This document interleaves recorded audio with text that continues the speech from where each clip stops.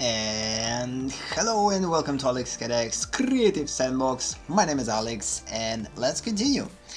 So, since yesterday I decided to focus on revisiting art fundamentals, which again consists of everything and that involves art fundamentals. We're going to start with perspective for now.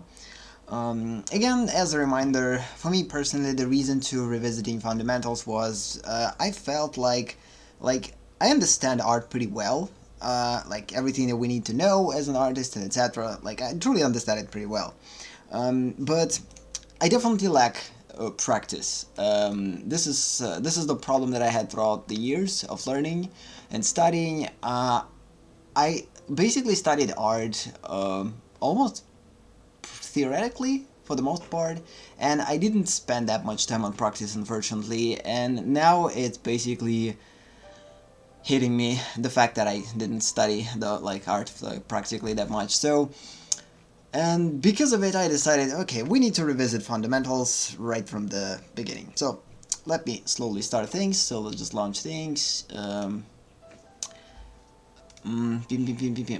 So before that, I created a pretty big thing that involved art fundamentals. Let me find it. Oh, let's just check out the sound. Let's just check out the sound. Sound works. I, by the way, prepared a couple of things for today's session. So today we're going to work with Boolean operations and basically with the more complex changes that we could apply to primitives. We're not going to finish today. It would be a good idea if we at least finish today dealing with the cubes. Maybe outside of the streams I will deal with this, and tomorrow we will work on Russian stream with the spheres. I don't know. I'll see. We'll see. I truly don't know. Let's just go with the test, because I don't know if it actually works or not. The chat. No, chat works. Good. Because I'm not seeing anything. It's kind of weird. So, go. So again, as the demonstration, a couple of sessions ago, I actually revisited all fundamentals theoretically. I basically put together all art fundamentals in a simple way, which I'm quickly going to show you if you are new to the streams. So yeah, here they are. So again, in most cases I revisited all art fundamentals. I revisited them specifically for the purpose to prepare myself to working with the simple portraits. That was my kind of a personal reason and personal purpose. And I talked about the reasoning behind everything that you do.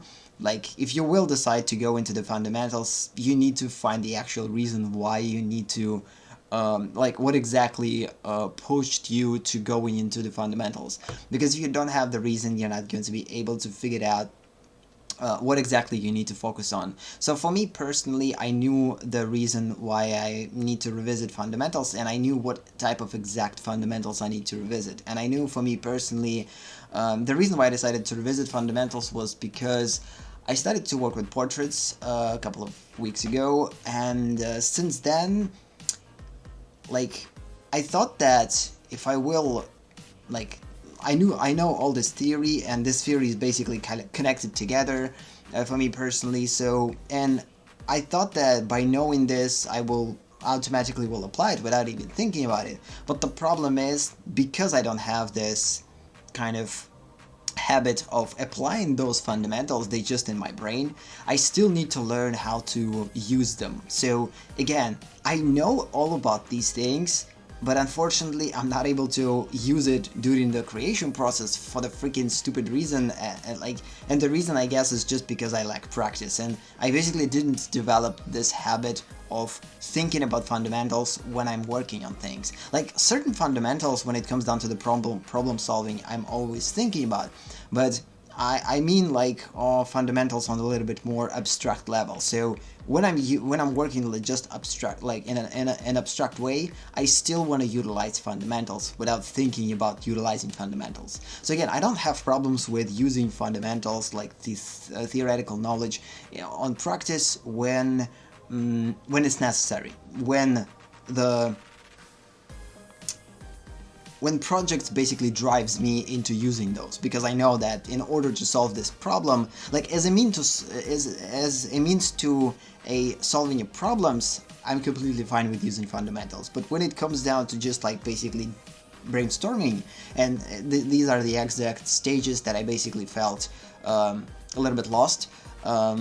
During the brainstorming stages of creating process, I basically figured it out that I'm not using fundamentals at all. I'm just painting, drawing things and randomly without even thinking about it, which is a bad thing, because the sketch that you will do and the iterations of the sketch that you will do throughout the creation process are freaking important. If you're not going to implement fundamentals there, you're going to solve you will have to solve more problems once these problems needs to be solved. And I still don't want to think about fundamentals at the same time during the brainstorming, and because of this I kind of thought to myself, okay, I need to go back into the fundamentals and review them practically now, and actually kind of make a habit of looking on these fundamentals that I need to use in my basically brainstorming sketches. So again, I'm not going to bother you with my personal reasons. The reason why I'm talking about this is because I believe every person needs to understand his or her personal reasons behind everything. If you're just doing things randomly, it means that you're not heading in the proper direction, probably. Again, you just want to wing it, and it's not a good idea. I mean, and I just want to share like my personal reasons, and they might not make sense to you, but they make completely sense to me. I might not explain them pretty well, because again, there's a language barrier, and I'm not able to clear them for the other people. Like, I completely understand the reasons behind it myself personally, but there's more than one reason. There's more than one reason. Either way, we're not going to talk about the reasoning. Again, I kind of touched upon it in the previous session. I kind of talked about it in here for a couple of minutes. So yeah, so again, since I established like the basic theory for creating so-called pretty pictures, or basically technical aspects that will allow us to create a just pretty awesome work visually, not necessarily storytelling wise, because again, storytelling has three different the psychological aspects have much more complexity, because these are practical aspects, which is again perspective, form, and color, and for now we're going to focus on perspective. And there's three elements that will help us to three other theoretical elements, and they are a little bit more psychological. So they're kind of, again, we have three technical aspects which will help us to basically practically produce something, and there is some type of a psychological aspects, which are composition, storytelling, and design, and combination of those three and connection of those three will allow us to add a psychology into work. But again, before doing this, we need to kind of make sure that our perspective, form, and color will be in place. So, and I felt like I'm definitely falling behind on perspectives, especially when using perspective in the work itself.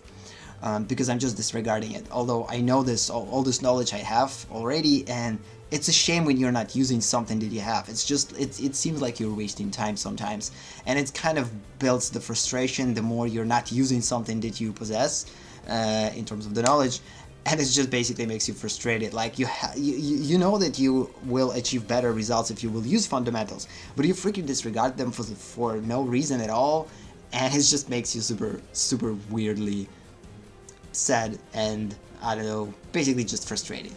So in order to get rid of this stupid frustration, I decided, okay, I need to revisit fundamentals, and we will start with perspective, because this is the beginning, which is the building block of everything. And by perspective, I mostly mean primitives and everything that involves primitives.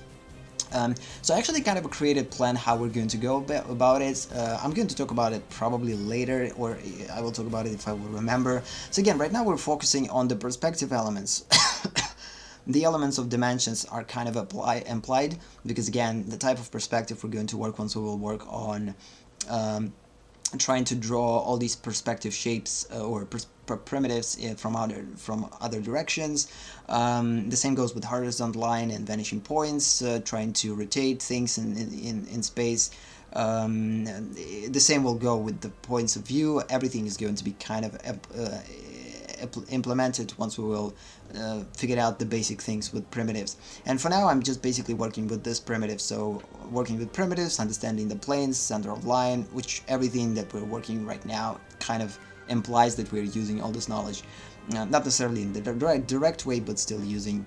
And of course, later we will go into a little bit more complexity and we'll try to apply those primitives and make them a little bit more complex. So for now we're just going to draw basic primitives without necessarily thinking about them as a separate objects and subjects. Instead we're just going to focus on working with basic primitives, but once I will make sure that primitives are done, and like I'm 100% confident that I will be able to draw like a cube, sphere, or whatever from any type of angle that I want. Once this kind of understanding will be practically proved, I don't know, then we will start to complicate things a little bit more, and we will start to work with the complex subjects, and we will try to simplify those complex subjects by thinking about them as basic primitives. So again, and the main idea, of course, to go into the actual anatomy and use these basic primitives in sketches to create a solid base for all of your work. And it also will help us to visualize a little bit better, because the more information we will put at the beginning stages of the sketching and visualizing, the better result we're going to get at the end of the illustration. Because again, and for now this is kind of where I'm falling short. Like definitely, I'm not able to produce a desirable result at the beginning of the illustration that I would want to have, that I believe I should have, or I have to have in terms of like my knowledge and whatever. Again, it's all about expectations, it's all about psychology, so it doesn't matter. So go. And then we will basically complicate things a little bit more. Again, you can find this thing in the video on YouTube that works with putting things together, or just basically join us on Discord and download this one out there, because we have a full version of Discord, even in Russian language to like translate it. So yeah.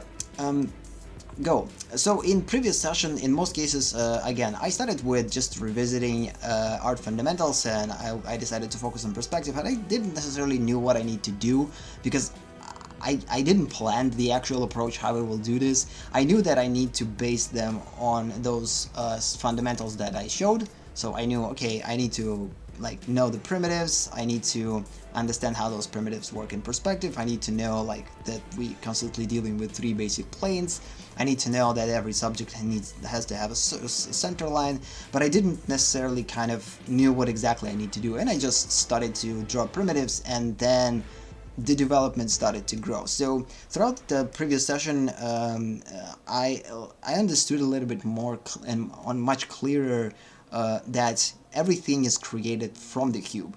So in order to basically draw a cylinder, you need to draw a cube first and then put the cylinder inside of this cube. That way your cylinder is going to work properly.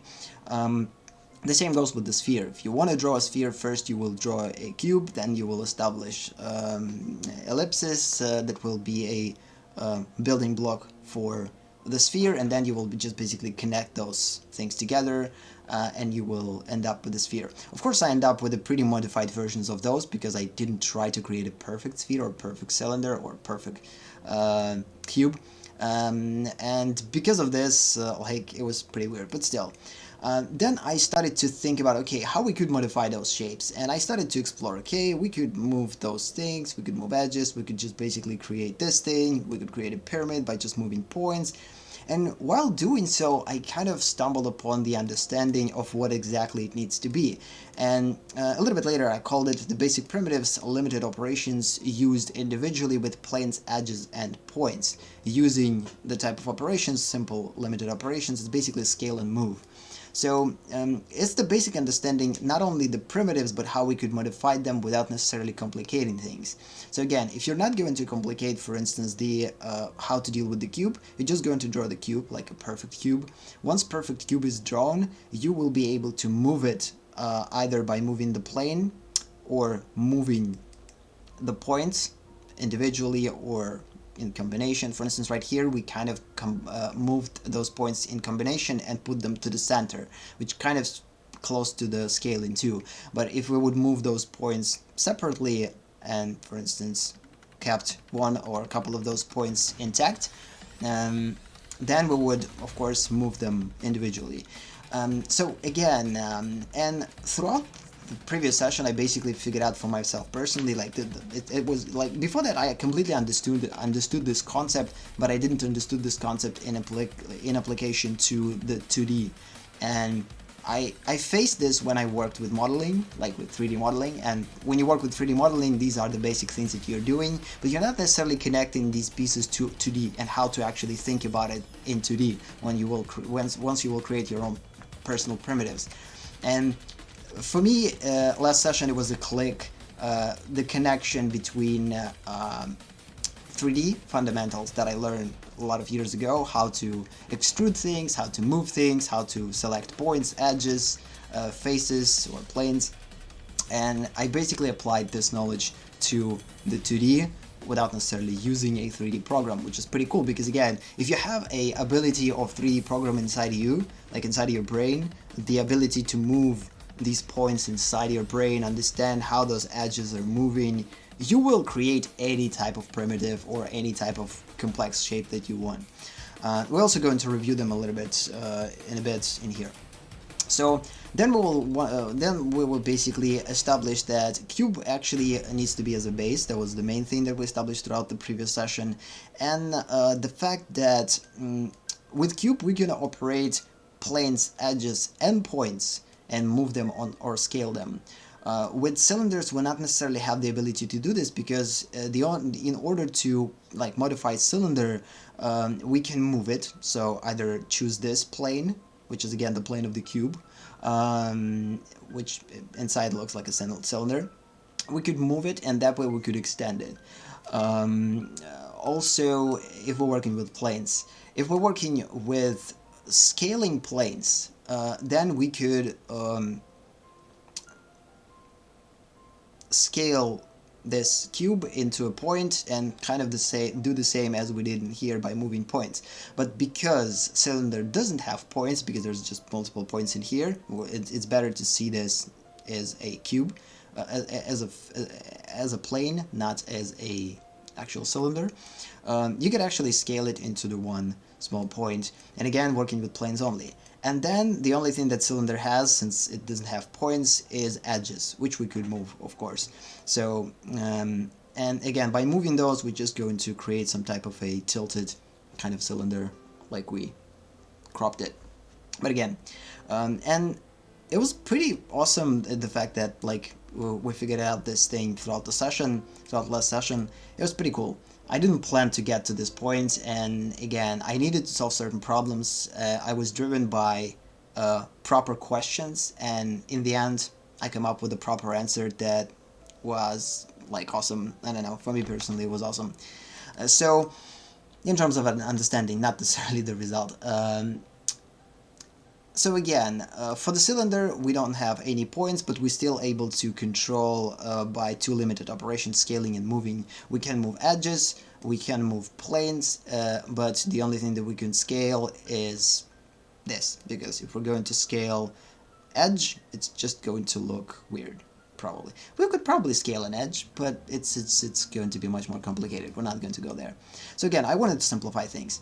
So with the sphere, we are super limited because sphere doesn't have any points, because again, there's no points. If we're going to try to like take some type of imaginary point in a sphere, it's just going to become super weird and distorted. It's not going to be a sphere anymore. The sphere doesn't have edges because again, it doesn't. Like there's a lot of edges in here which basically consist of the sphere, but if we're going to pull one of them, it's going to create the same result as pulling the points out or moving the points out. And the sphere also doesn't have individual scaling, so we could scale the sphere like by making from small sphere big sphere, changing the volume, it kind of the overall scaling, but we're not able to scale individually. And by individually I mean we're not able to scale edges, which we don't have in here, and points, which we don't have in here. And I guess the only thing that we could do is work with planes, and we're also not able to scale planes. Because of this, there's no scaling, because if we will try to scale this plane, it will shrinks down the sphere, and it will be super weird, and it's not going to be constructible. So basically, the reason behind this was how to modify primitives in a simple way by limited operations, and to make them constructible. So every type of modification that we want to add in here needs to be reconstructed pretty easily. It doesn't mean that it's not possible to scale edge. It's possible, but it's going to be much harder to reconstruct it using construction lines. The same goes for the sphere. It's going to be super hard to construct the sphere the way we constructed it if we will try to, for instance, scale the plane or add points and try to move them. It's just going to be unrealizable in terms of the constructing. And I kind of thought from this point of view, like the limitations based on construction. Like if we want to construct sphere from the ground up, like drawing a cube, then creating all these kind of lines, constructional lines out there, it needs to be constructible. And if we will implement points in here and edges and we'll try to move them, it's going to become super painful. I mean, it's not going, it's going to be still realizable, but again, it's just too complicated, and it's better to think simple. So go. So throughout today's session, we will try to work with the same thing, basic primitives, but now we're going to work with extended operations used between basic primitives and their parts, which is point, edges, and planes. I kind of tried to add those things in a previous session, but then I decided, okay, we need to remove them from here and actually create a separate category. This is actually going to be a little bit close to the performing Boolean operations in 3D, but we're going to think about it in the 2D terms. So we're going to add parts of the primitives, which again, points, edges, and planes. Each of the object has planes, edges, and points. We're going to unite cubes between each other, cube and cylinder together, cube and sphere together. Then we will go into the next thing, which is again, we will try to remove we will try to remove planes, we will try to remove edges, we will try to remove points, and we will try to subtract, which is again, it's as a whole, a cube from the cube, cylinder from the cube, and sphere from the cube. And we will try to intersect, which again, intersection doesn't have any control of the separate elements, so all of the controls that we could do with separate elements, with points and edges and planes, could be performed in these 6 examples. And by the way, once we will get here, again, using this information that we don't have points in here, points and cylinders will be removed. So is here, we're going to have only planes for the spheres, so edges will be removed and points will be removed from here, but we'll get there. So yeah, I just want to make a quick review what we're going to do, hopefully throughout today's session. If not, we will continue in the tomorrow's session, which is going to be in Russian, but still, English-speaking audience welcome if you will just need to see how it's done, because in most cases it's just practice. We're not going to talk about that much. Of course, I will explain along the way what I'm doing, and we will analyze what we're doing just for the sake of analyzing it. I love to analyze stuff. Okay, what I forgot is to close the freaking thing. Save.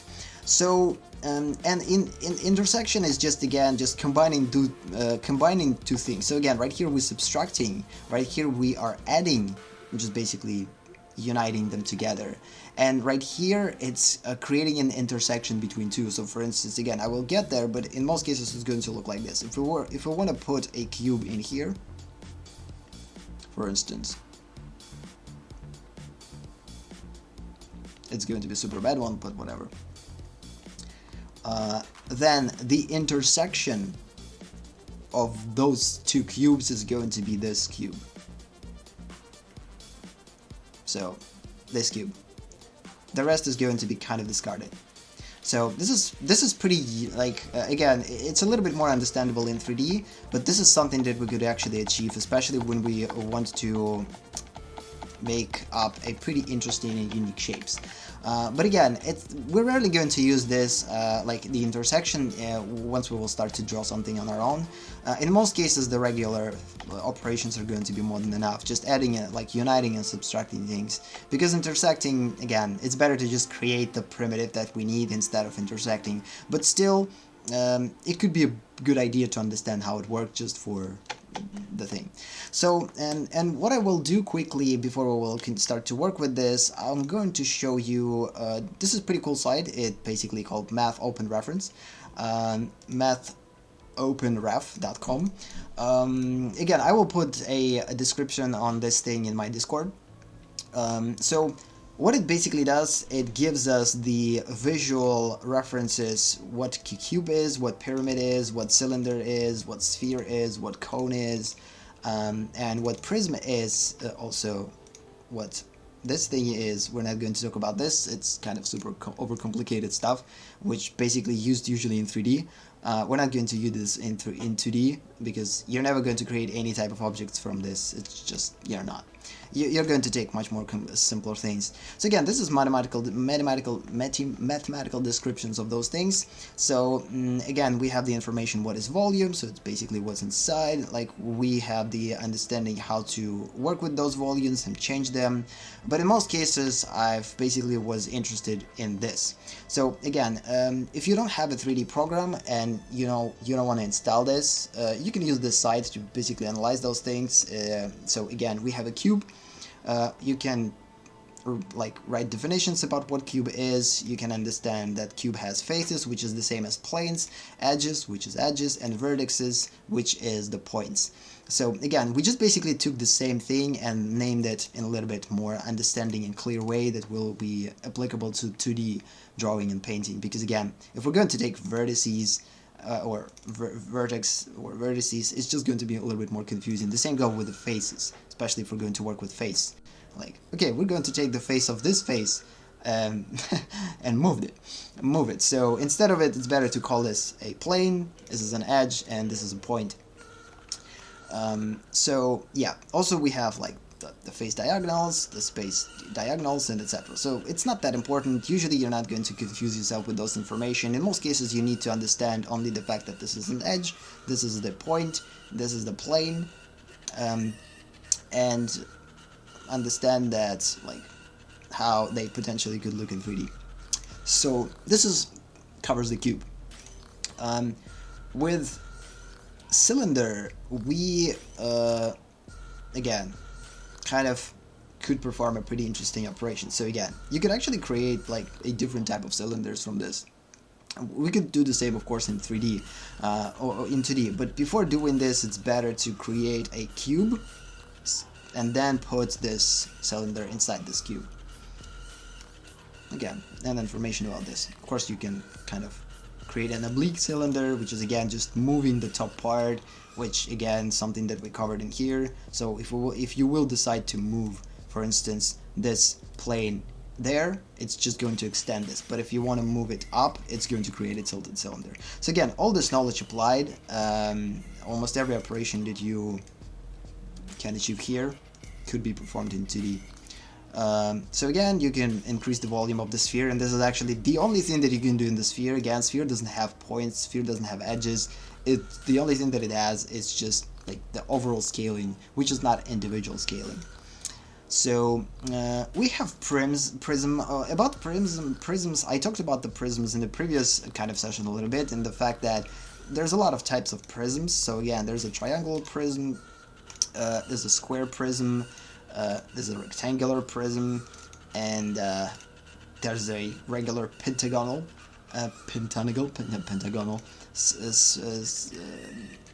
prism, which again has 5 sides, and irregular hexagonal, which again has 6 sides, which are not equal, so they're kind of unequal. So all those things you could create from just a simple cube by adding things. So for instance, the things that we're going to cover today by adding different planes or connecting multiple, for instance, cubes together. By connecting two things together, like from the cube, you could create all these things. So triangle prism could be created from the cube by removing the edge or by moving them. Of course, square, you're just going to change the direction, the height and width. Rectangular, the same. It's pretty simple.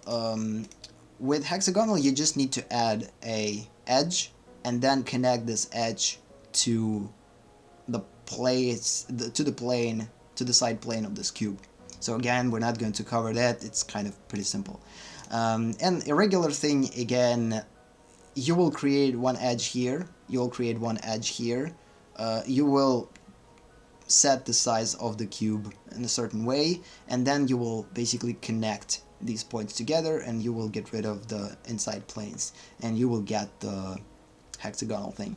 So again, it's not that hard thing to do. With the pyramid, it's kind of the same. Again, the only problem with pyramid is you can create pyramid from almost every from the cube, of course. So the smallest pyramid, it has, of course, 3 sides, and you could create it from the cube by reducing, by removing certain points and just basically keeping 2 sides and moving all 3 points, remaining points, to the center on the top, and on the bottom, it's basically keep them as they are. With 4 sides, again, we already explored it. You just move points towards the center. This is a little bit more harder, and the more sides you will add, the more complexity it will get, and at some point it's just going to look like a segmented cone in most cases, because again, there is a definition between where you can go from the actual pyramid and end up with something like segmented cone. So sometimes it's much easier to create a cone, which again created from the cylinder, and then break down to the shapes, to the planes, which by making it segmented. Or if it's a little bit more close to the pyramid and it's much easier to create it from the cube, then you just create it from the cube. But again, this is just a personal kind of decision, whatever you want. So the reason why I covered this is because we're not necessarily going to talk about it in here, because everything that we're going to deal right now with here, it's a little bit more complex. Because of this, I just wanted to cover quickly all these basics and how you can actually change things by removing things. We actually will remove points from here, and we will end up with the different and weird results. Maybe even we will achieve some type of hexagons or whatever. I don't believe that though. We'll see. It all depends what we're going to get. So at least now we know what we could achieve by adding points or planes or edges, or removing those points or edges. Again, the only way for you to understand the limitations of moving or of removing points or adding points, or adding edges or removing edges, or adding planes or removing planes, it's just by the practice. And there's so many possibilities there. You can choose this side, you can choose the top side. It's just kind of, I wouldn't say that this is a limitless possibilities. There is a limit. You could count how many sides of the thing you have, and you can add and remove certain amount of them. But if you will think about this in a perspective, there is actually an infinite amount of possibilities. You can add infinite amount of points and edges and turn this cube into something super complex. You could, based on what you have with the complexity of this cube, remove any type of points and edges, and this adding and removal will continue till the end of days. So it's a good way to practice perspective, I believe, not just simply drawing primitives, but understanding how to operate, how to perform operations with those primitives. So understand how to move certain planes, understand how to move certain edges, understand how to create a certain modified primitive from the regular one, and etc. And this is the exact purpose of this. This is a way to study perspective, I believe. This is the way that I will approach studying perspective from now on. For me, it's super intuitive way to work with this, because again, I'm not just drawing things to understand how primitives work better in perspective, but instead, and or addition to that, I'm also solving I'm solving the problems that I created for myself. So somewhat like that, and it's kind of learning to solve a problem. So go. So we're probably going to work with on a different layer, because there's going to be a lot of things. We'll just call it operations. I didn't plan how exactly I'm going to move those things. Because of this, it's going to be relatively slow. Because of this, I doubt that we will cover this throughout the session, because I talked for about 40 minutes, and we have about 1.5 hours till the end of the session. So I don't believe that in 1.5 hours I will be able to cover all these things, because again, I might run into some problems. Either way, go. So the first operation, again, revisiting basic primitives, extended operations used between basic primitives and their parts. Again, the reason why I separated primitives and parts, because we could,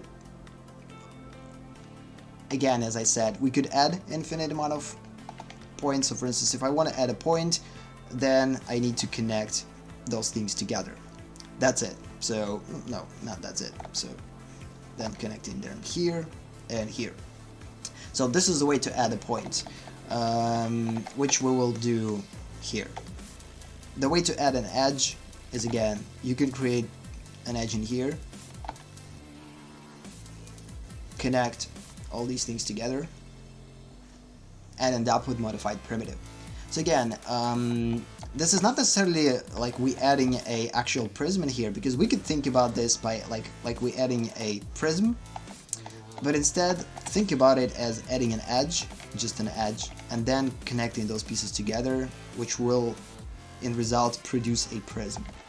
So, but again, you could think about it in a different way. For instance, right here, if we want to add a actual prism in here, then we will truly create a prism here by thinking about the prism itself, not about the edges, like about the separate edges. It's all about thinking, like how you think about this. This is the way that you're going to approach it.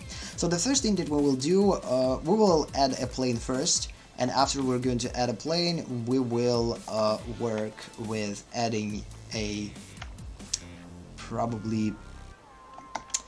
Okay, I need to figure out how to approach it. So first thing first, I guess, let's just figure out how to add parts. Because right here we actually covered the parts. Again, we covered planes, we covered edges, we covered points. The fact that we don't have any points in cylinders, so we work only with planes and edges. And we don't have any edges and points for the spheres, so we work only with planes. So let's just, before going into the complex primitives and combining them together, like by uniting them or subtracting them from each other or intersecting them, instead, let's just go a little bit more simple and try to add planes first. Just basically all these partial elements. So planes, edges, points, and here planes, edges, points, and the same goes for primitive for all of these. So I guess, yes, this is the way that this session probably will go, and that way we're going to keep the hardest thing on tomorrow by working with Boolean operations, because again, it kind of works like Boolean operations. So uniting, it's pretty close to union in 3D. Subtracting is pretty close to different type of differences in 3D, because there is a type of differences. For instance, if you will place a cube here, yeah, if you will place no, that's like this. So if you will place the cube in here and you will try to find the difference,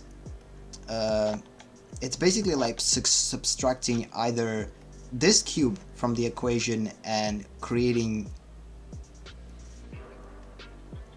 a hole in here.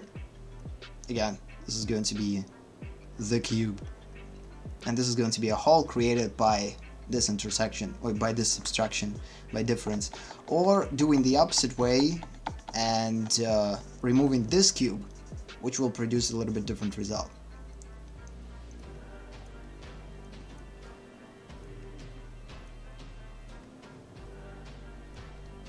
Oh yeah, it's this. So in the end, we're going to get this cube with this hole, which was created by this cube. So again, we're going to get there in the next session. I don't believe that we will manage to cover it today, although who knows, maybe I will go through it a little bit more quicker. And with intersection it's much harder, of course. We need to think about a lot of stuff when it goes down to the intersection.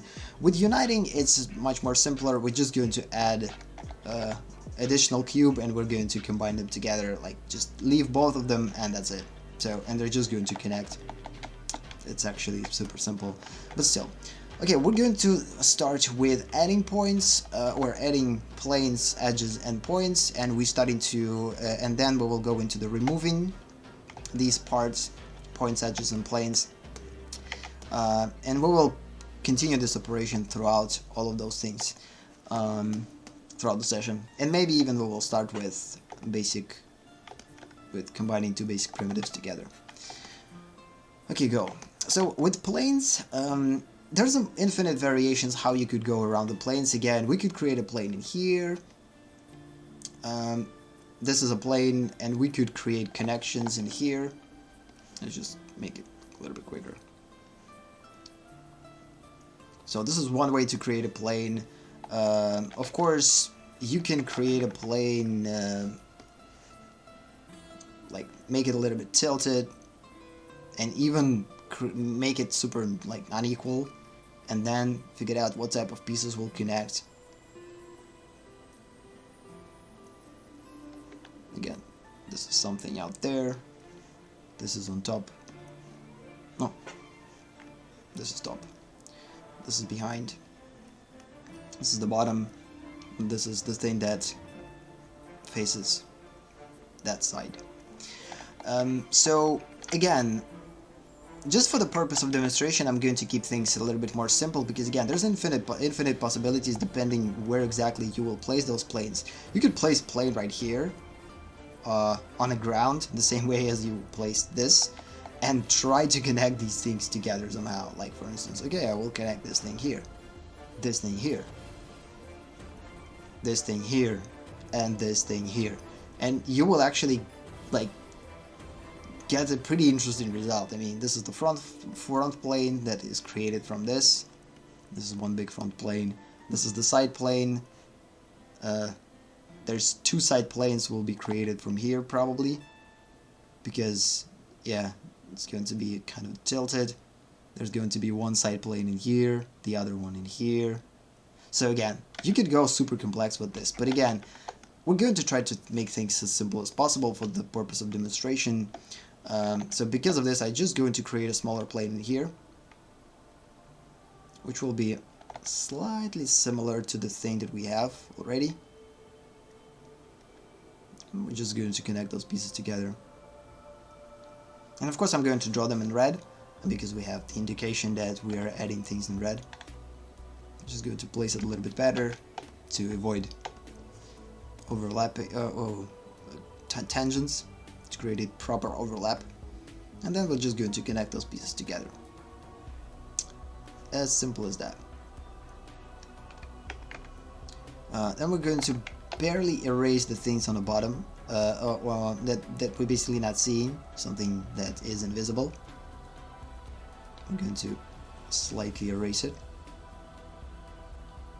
to create a sense of depth. And we're going to keep only those faces that we actually see, or the edges that we actually see. So again, we're seeing this edge, we're seeing this edge. Oh snap, I'm actually erasing. Yep, we're seeing this edge, we're seeing this edge. Of course, we're seeing this edge. So yeah, so this is the way that you will basically add a plane. So again, we added this plane, and then connected things together. As simple as that. So let's move on to the edges. And again, you could experiment with whatever you want. So the reason why I actually put it in here, because we will use something to connect two pieces together in here from that side. So it just in order to keep things clean, that one side is going to be performed from here, and the other side, the other operation is going to be here. I created this separation. But in most cases, I believe they're not going to overlap with each other.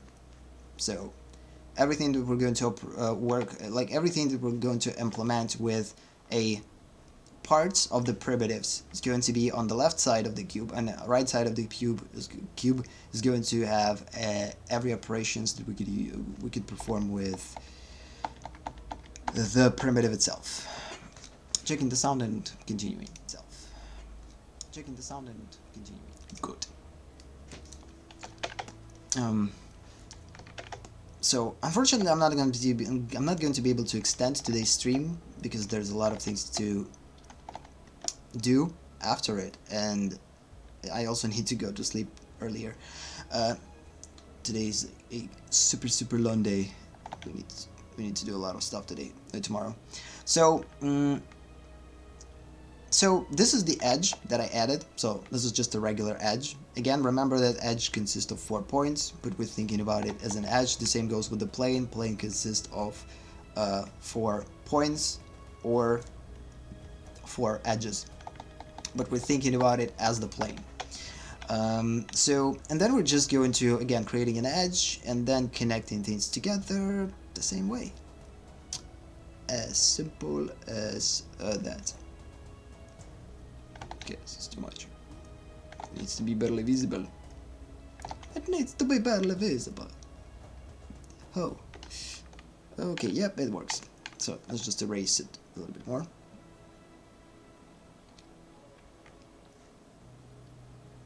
No, we're actually going to see almost everything. Yep, all of them are going to be visible.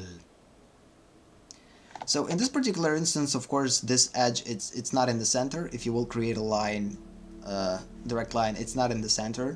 If you want to move it to the center, move it to the center. But for the sake of like creating a variable example, I decided to place it a little bit in a different direction. The same goes for this. I don't believe that this is the actual center, because if we will create a center line in here, it's probably not going to end up in the center. It's probably going to be somewhere closer to the center, but a little bit to the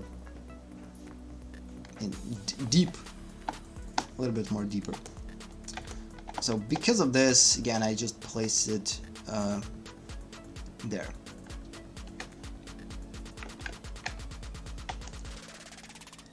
So again, I'm calling those extended operations because they are extend outside of the actual primitive. So again, right here we are staying inside of the primitives. We're not adding anything.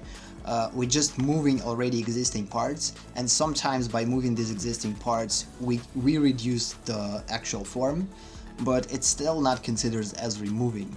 Of course, if we would want to remove points, we could achieve the same result. We could create a pyramid by removing the points. So for instance, again, we could remove all these points. No, actually by removal, we still need to add 1 point in here and then connect those things together to create a pyramid. So it's not necessarily going to work with removal. So yeah, all these operations kind of will be performed by non-destructively. So we're not destructing the shape, the form itself. Form stays. Cube stays. Cube holds all parts together. They all just got shrinking and barely visible and kind of, yeah, getting eliminated. But right here it's going to be a little bit different once we will start to remove them, and you will see what I mean by that. So go. We also probably need to remove no, we're not going to remove anything. This thing actually will stay. When we add in things, the integrity of the cube stays because the planes are still will exist. Yeah. When we will start to remove things, then we need to erase the black parts in order to replace them with the red parts. So yeah, we tried an edge, so let's just try the point. Again, with the point I'm going to make things simple. I'm just going to create a point in here. And then of course, I'm going to connect all these things to this point. So again, in the same fashion that we did. Wait a minute, what's happening? Things are kinda, hopefully it's not glitchy.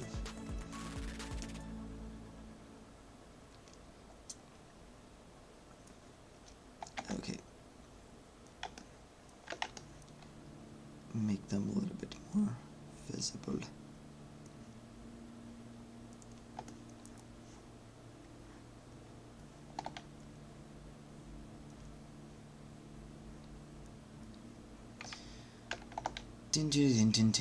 So again, at this point you might not understand why this knowledge is important, but wait for it.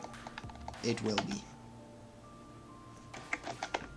My job is connect everything, so this is the reason why I'm calling AleksConnects. The name is not just a random name. This name represents what I'm trying to do. I'm trying to do this connection thing for myself, and if it will connect for you, when I'm going to connect these things for myself, it's going to be freaking awesome. So, okay, so again, as simple as that. So, again, remember, just one point. Right here we have 2 points, which is an edge, and they connect it, and it basically creates some type of prism, which is not necessarily a prism, but still. Or no, pentagon. Yep, 5 things. And this, it just kind of creates a rooftop on top of this so-called building that is lying for some reason on the ground, on its side. So yeah, let's just remove this one, barely a visible thing. Again, it's going to be out there. Good. Oh no, it's actually too much. Needs to be barely visible, but not like segmented, barely visible. Because I kind of did this, so I don't want that. They still like hold the whole line. Okay, so again, creating a point, connecting those pieces together, good. So continuing. So now we will try to remove things. So again, adding things, it's a little bit easier because you just add something on top and you just connect those pieces together. So for instance, we could continue this and we could continue and move forward, and we decide what type of points we could connect. So if you want to connect this point with the previous point, you will get a pretty interesting result. You could also connect this point to these points, yeah, those points, and you could create a pretty decent result. So again, this is basically called the modified primitives, when you are taking the actual primitive and you're modifying it with by extending, by adding either a point, or edge, or an edge, or a plane, whatever you feel like it. Let's just go into the removing. So again, removing is going to go in this side. We're going to talk about this side later, probably not today, because I'm not going to be able to finish this in 1 hour, 100%. Or maybe we will, I don't know, we'll get there. So, removing. So, removing is basically, again, a logic. We have a point, and now this point needs to be removed. So, what's going to happen once this point is going to be removed? It's not going to be the same as moving this point, it's the actual removal, because again, moving things and scaling things, it's all about here. So, if we want to move this point, we're moving it in here. This point will end up here, and we will get this result.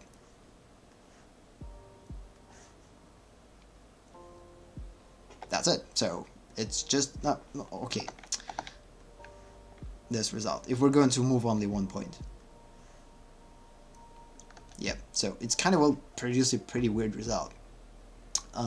If you just want to move one point individually. But again, right here we're actually moving only planes. If you want to move points, you can go there, but it doesn't matter what exactly we're going to demonstrate this. So again, planes, which is here, edges, which is here, and points, which is here. By the way, it could be a good idea to make them a little bit closer to what they are. Make them a little bit more beige. What? Beige?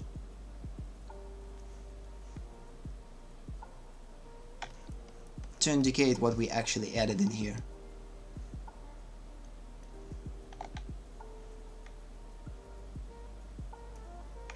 thing that is added, it's a little bit more darker. It's just darker. Normally that we need to make it super dark though, but it needs to be darker to add a clarification what we actually added.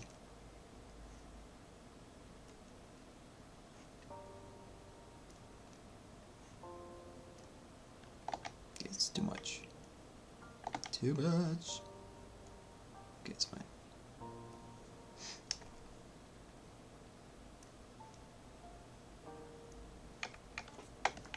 So again, right here we added the plane.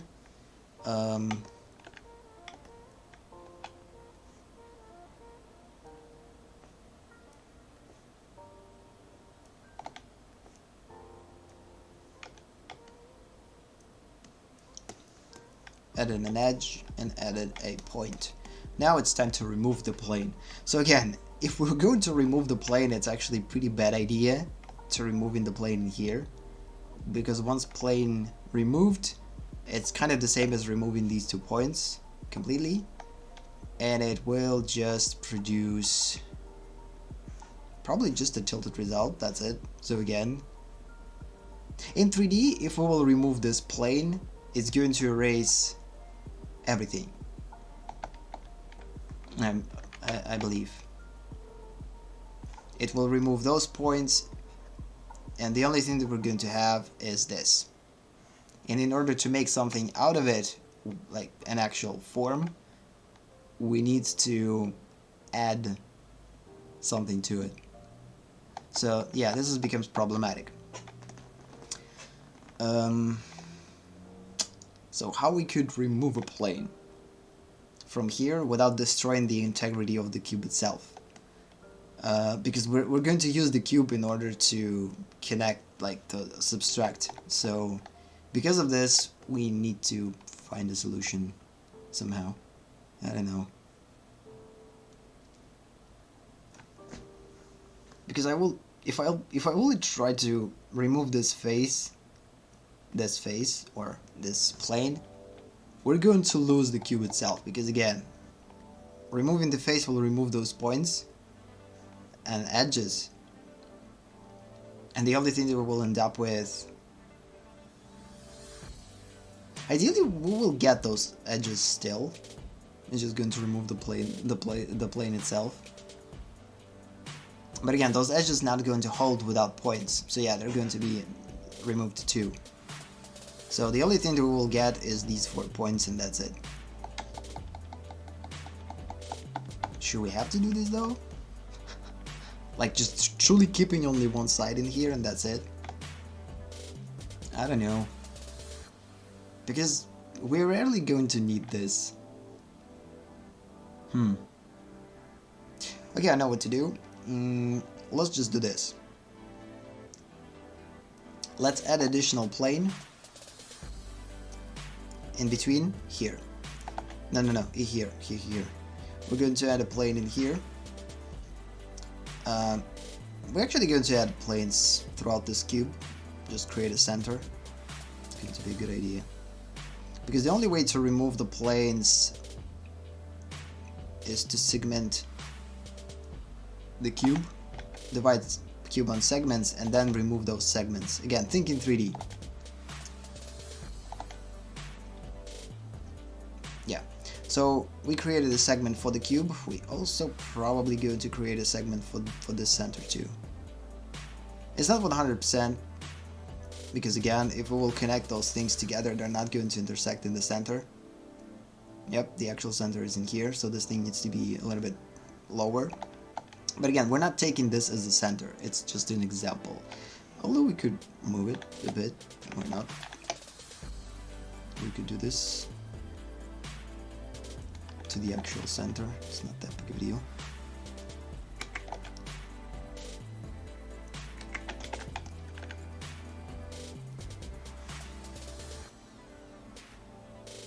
So again, in order to remove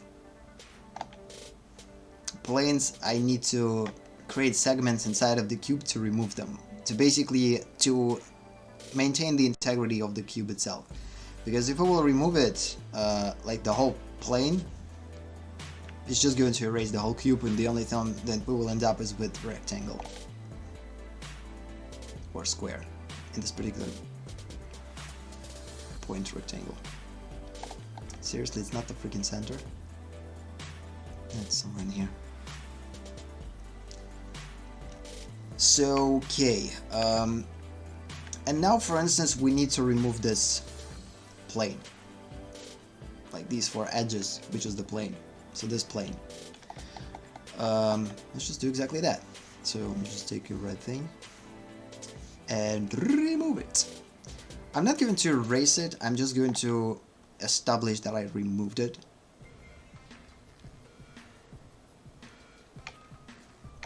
So let's just imagine that I removed it, and by removing it we will end up, again, we're going to lose this, we're going to lose this, we're going to lose this, and we're going to lose this.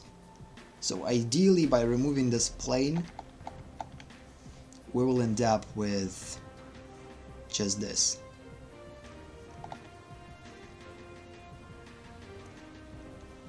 Okay, it's kind of a lot.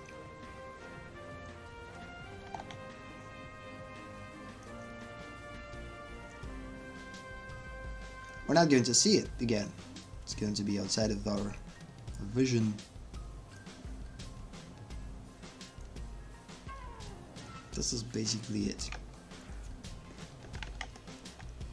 So just imagine that we deleted this plane. Now we don't have it. And without this plane, we're going to lose this, this, because this edge could not hold without this point, and point is the part of this face or plane. So yeah, this is kind of the removal. Yeah, let's just make it a little bit more clear that it's removed. So again, right here we added the plane, right here we removed the plane. For that we needed to segment our cube, to separate it on more segments in order to remove one big segment. Because again, even by removing this segment, we still kind of removed the pretty big part of the cube. Because I need to like keep place for Boolean operation for subtracting later, which is going to look similar to this.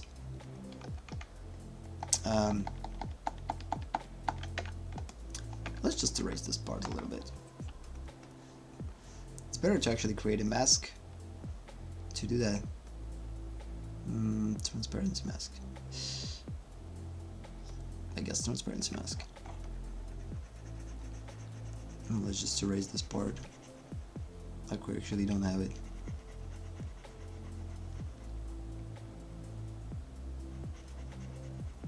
I'm erasing with the middle gray. Because of this, it creates this effect. So again, right here we just removed face. So again, right here we added a face, right here we removed a face, or plane, again. Sometimes I'm going to call them faces, sometimes planes. Let's just call them planes, because planes is better. So then we're going to have edges, and yeah, continue with edges. So again, we added an edge in here, we added a plane in here, we added one point in here and extended the primitive. Right here we removed the plane. Before removing the plane, we needed to create a segment for the cube, because if we didn't create a segment, we would lose the structural integrity of the cube, and it would be just disappeared, and in the end we would end up with just a regular rectangle, or the square, depending on how square it. Moving on. So the next thing is, so again, creating segments for the cube and then removing the plane that we don't need. By removing this plane, we lost all 4 points. By losing those 4 points, we also lost these edges, because edge could not exist without without 2 points. And since we already lost 1 point in here and 1 point in here, these edges will disappear too. So as these edges, because again, they holding. Yeah. So again, removing the plane, we remove the points, and as a result, we end up with this interesting thing. So again, we could achieve the same result by taking an edge from here, moving it in here, connecting those things together, and that's it. And of course, this is not going to be present. So again, there is multiple ways how to go about it. So you will decide what best fits for you.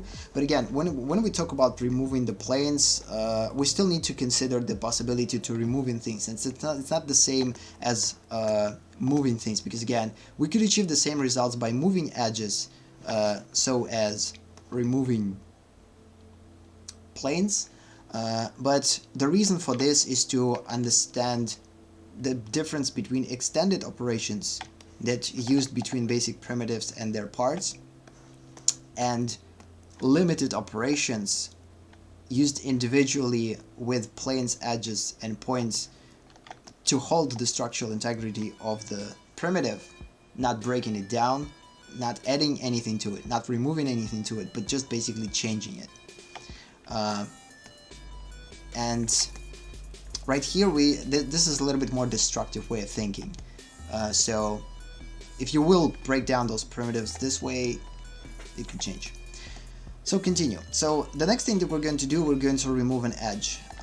So again, added a plane, removed the plane, added an edge, going to remove an edge.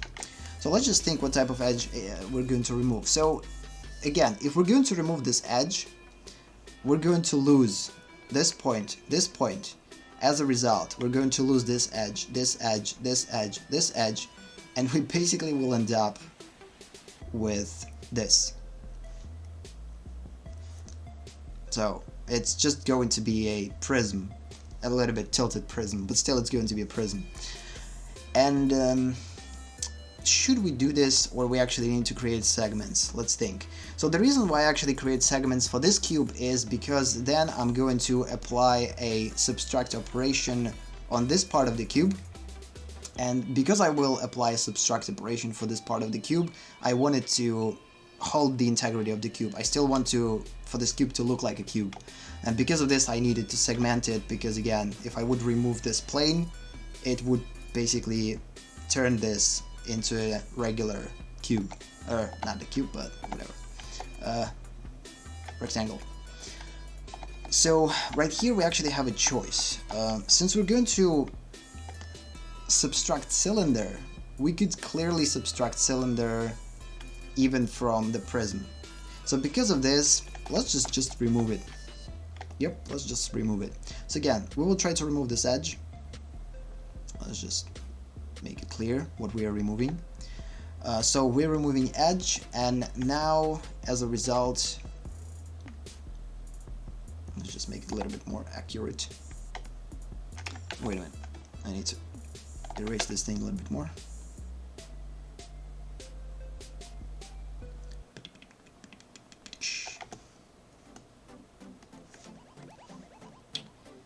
Okay, so again, removing, lose this, lose this, lose this, lose this. In the end, we will get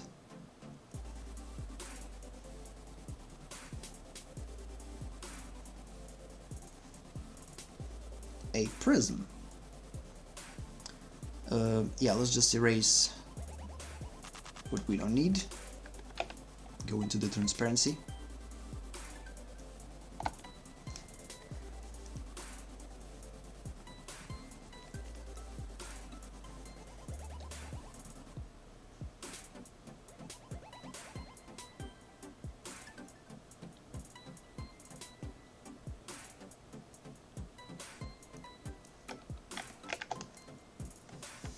Oh, we're actually going to see everything, which is pretty cool. Let's save.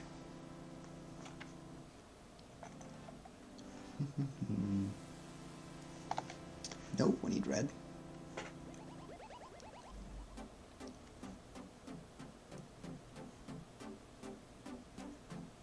See, it's going to be pretty visible.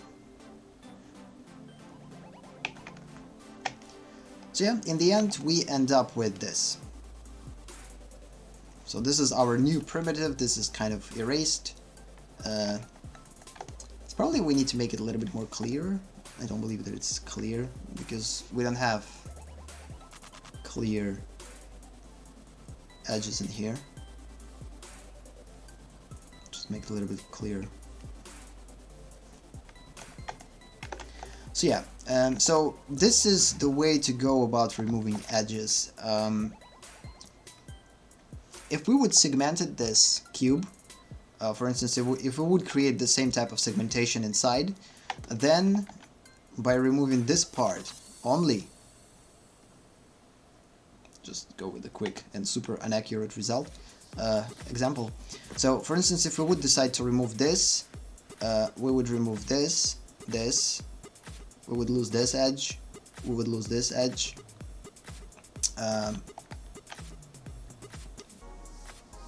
If we would have a separation in here, we would keep it.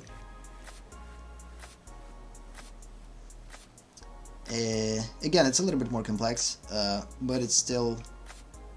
Okay, we're losing this point, we're going to lose this edge. This thing, we're going to lose... we're not going to lose this. Then it would connect this way.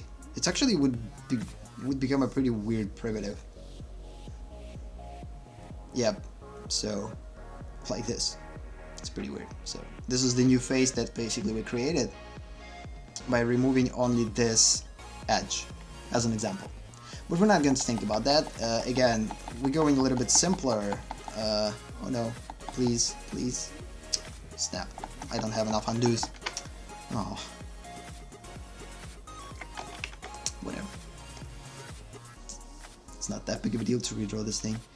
So again, we removed this thing here.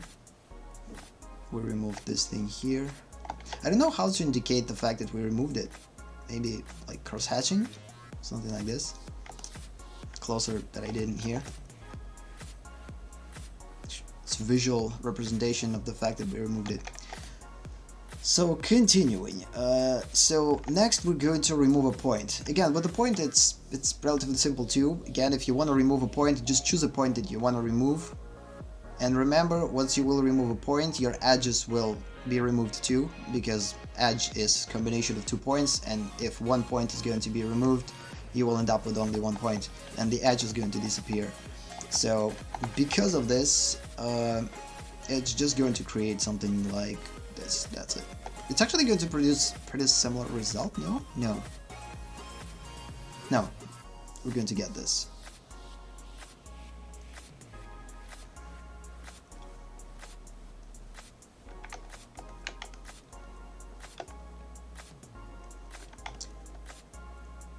So let's just now indicate that we removed this point. Again, it's pretty weird to indicate this removal. Just like this.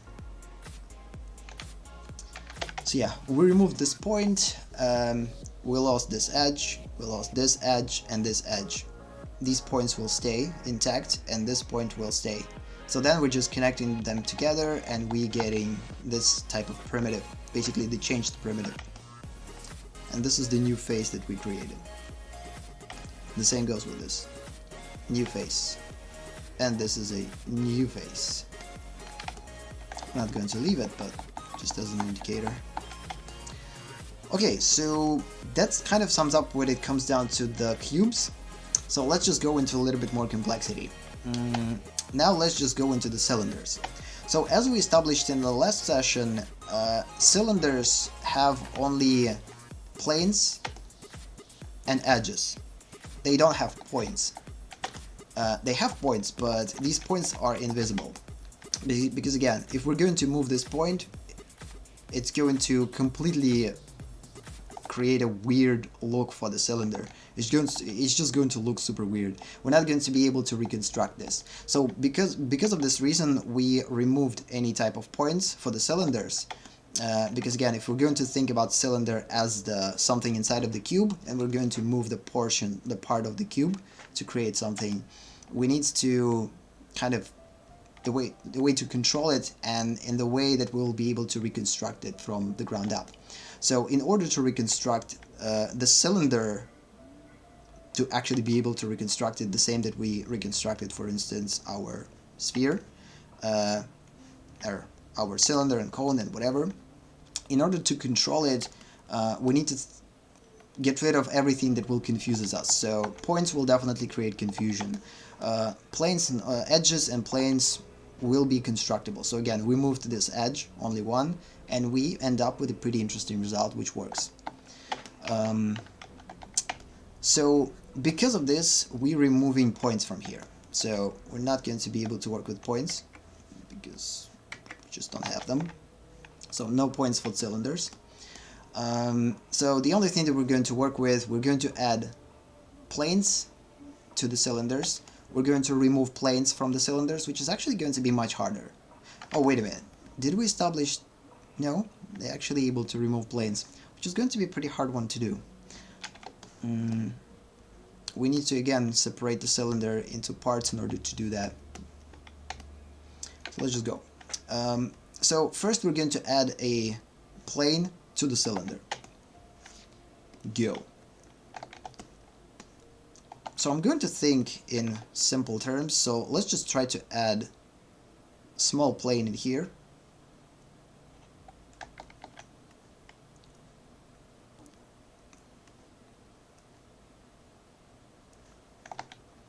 We'll try to make it similar in perspective to this one.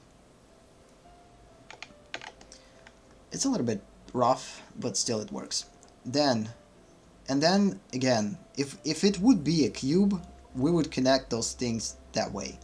But since this is a cylinder,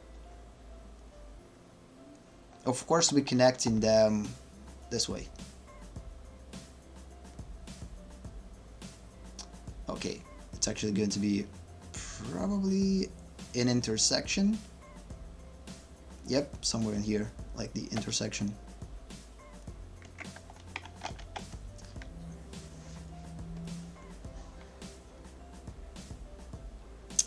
No.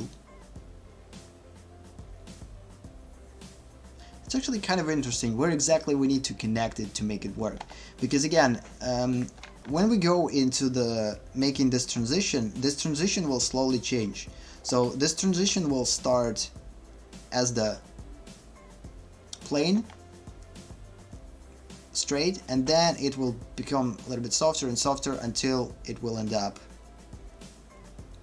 like this. We're not going to work with this yet. This is something that we're going to work once we will work with form. Right now we're just working with primitives. We're not thinking about the how it's going to work with light. So for now we're just going to connect points together. But for now, I don't believe that it matters where exactly to connect this, because it seems like it needs to be a little bit... Oh, wait a minute. I know how to figure it out. Yeah, we need to create the line right here, and whatever it connects in here will connect here. Yep. Solved! Yeah. Then of course it's going to connect in the center too. It's actually a pretty important part to connect a plane hard surface to the soft surface. Okay. Actually don't know where... Oh, the connection is here is going to be established the same way.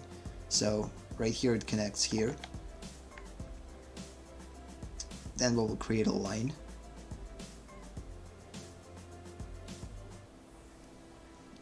Using the same perspective. And then this is the place where this line will connect to this line.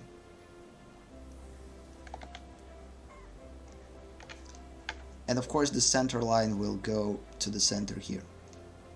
So yeah, this thing is actually a little bit down, so it's not in the actual center. If we're going to create a line in here, it's not going to be in an actual center. It's going to be slightly off. So because of this, we have a pretty big tilt in here and a barely visible tilt in here. And the rest is just going to be transitions between those. Once we will work with lighting, but right now we're not working with it. So, okay.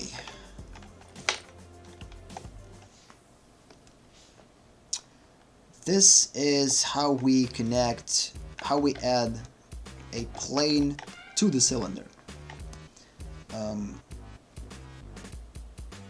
I guess that's kind of covers it. So let's just make visible parts a little bit more visible and invisible parts a little bit less visible.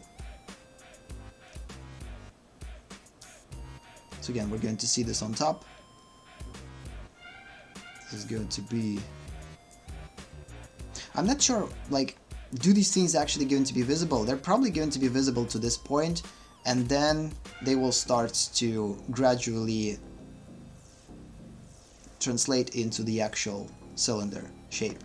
So again, not thinking about this yet, later. Because it's another level of thinking already. First thinking about how to connect those primitives together. We could use the same thing for the center line in here. By the way, why not? Connect them to the closer to the center. It's going to be rather too much lines, maybe, but we kind of need those two. Also,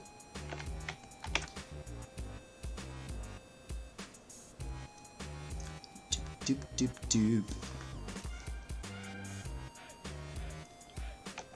So yeah, these are all parts that we're going to see, and those parts it's something that we're barely going to see. Actually going to see this, but again, I don't want to make it super visible.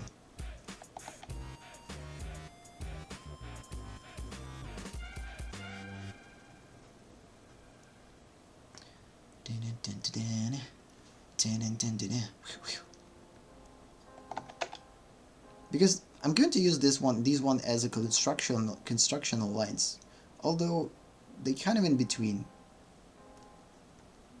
They're not necessarily constructional lines. They kind of both. It's going to be a little bit more clear once we will get into the lighting. Right now, it's still kind of perspective-wise it works, but again, we didn't place it exactly in the center, so it's a little bit off. It's a little bit off in here towards this direction, and it's a little bit like down towards this direction. So this plane is basically directed in a different way, because if we're going to connect those things together, it's going to be tilted. And if it will create a line from here to here,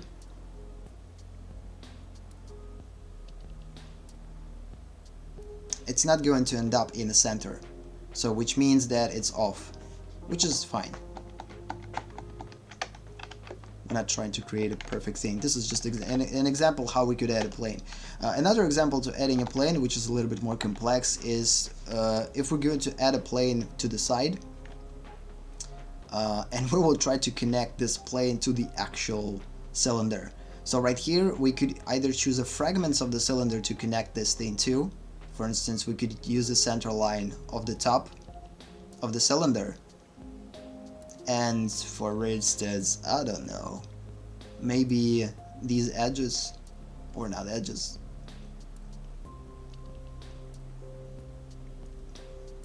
and connect it this way. No, it actually looks weird. The center lines of this and this, yep, the result of this. And this is another way to create a connection for, like, again, adding a plane, connecting those pieces together, but again, it will produce a pretty weird results.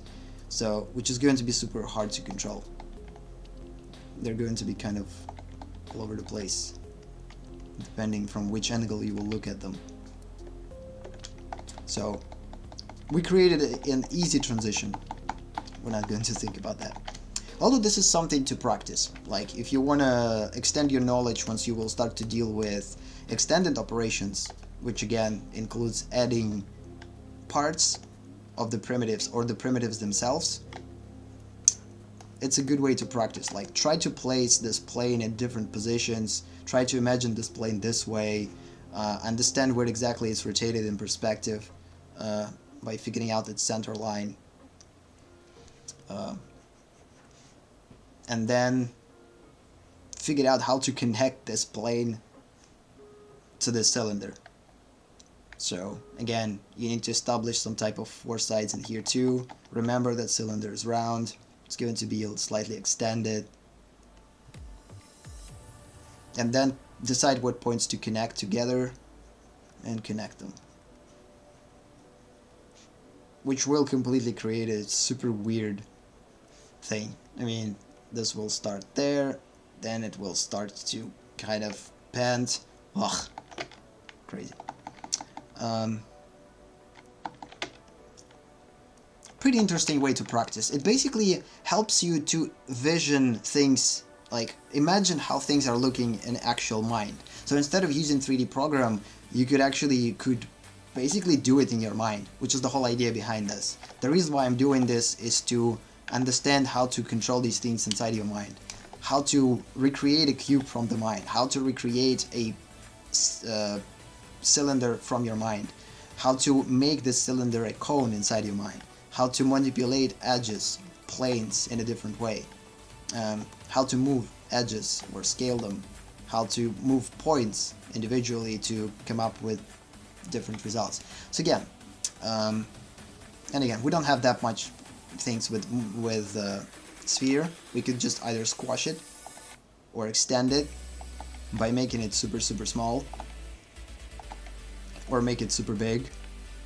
And of course it's going to be, again, it will maintain the element of the sphere, but it's going to be rather different. So we're not able to perform that many things with the sphere, but by adding complex operations, now we could create anything, like everything that we want. There's no limitations.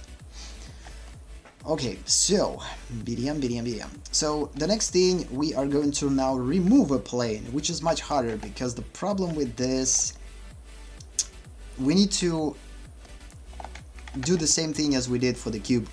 Because remember, if we would remove this plane from the cube, we would lose everything. The only thing that would left is these 4 points and this plane. The rest is going to be deleted, because we will remove this point, it's not going to hold this edge. So we're basically going to lose everything, and the only thing that we'll have from the cube is the freaking rectangle. And it's of course not something that we want. The same thing, the same for this. If we will try to remove this plane, remove it, we're going to lose this point, and this point. We'll lose this edge, the edge behind this one, and of course this edge, which is barely visible, but still. And as a result, we're going to lose these transitions for the cylinder. We're going to lose the cylinder itself. We're going to lose this, how to probably call it, ellipse. And by using this ellipse, we're going to end up with only one ellipse. So not to do this, in order to not lose it, the only thing that we need to do right here is probably just create a separation. So let's just create a segment for our cylinder, because right now we have one big plane in here, one big plane in here. Just segment it a little bit before removing something, which is actually going to be the same as moving things.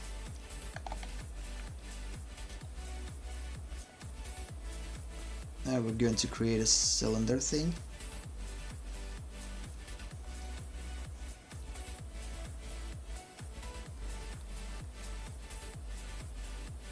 Remembering center lines. Again, the reason why we created those center lines is to create a proper cylinder. It's probably going to be a little bit less... wait a sec. I need to make it smaller. Definitely needs to be a little bit smaller. Just visually. It's not going to be a perfect one, but it doesn't matter. it's not the idea to make things perfect. And now we're going to just create a, how to properly call it? Ellipse. Ellipse. And again, this ellipse is slightly modified. It's not going to look like a perfect circle. It's going to be a little bit bigger from this side. It's because we, yesterday when we established those primitives, I didn't thought necessarily about like what type of operations I will perform with them. So because of them, they're slightly off.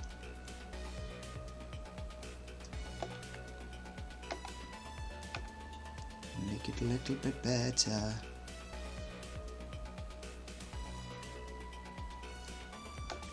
I guess the more you will draw these type of ellipses, the clearer you will understand what type of ellipse looks right and what type of ellipse looks wrong. So it's all about visioning this ellipse inside of your mind. You need to understand how to construct ellipses, and once you will understand how to construct them, you will know what type of ellipse looks right and what's wrong. Because there is like the actual constructional crazy way in perspective how to measure the ellipse and make it super right. Because again, this area is going to be bigger, this area is going to be bigger too, depending on from what type of perspective you're going to look at it. But usually it's all about,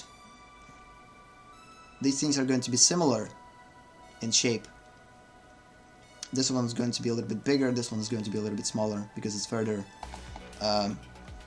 And these two are going to be similar in shape. They're going to be a little bit more extended towards the edges. And again, the one that's closer to you is going to be bigger, the one that's further from you is going to be smaller.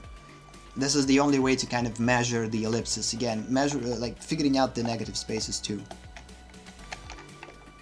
And then just making it right, to look right. But there is a way, like mathematical way to create a proper ellipses. So yeah, whatever. Create an ellipse, and now we need to remove this ellipse. We're just going to end up with this, and that's it. I mean, this is the actual result. I don't know why I did this. We're just going to end up with this as a result.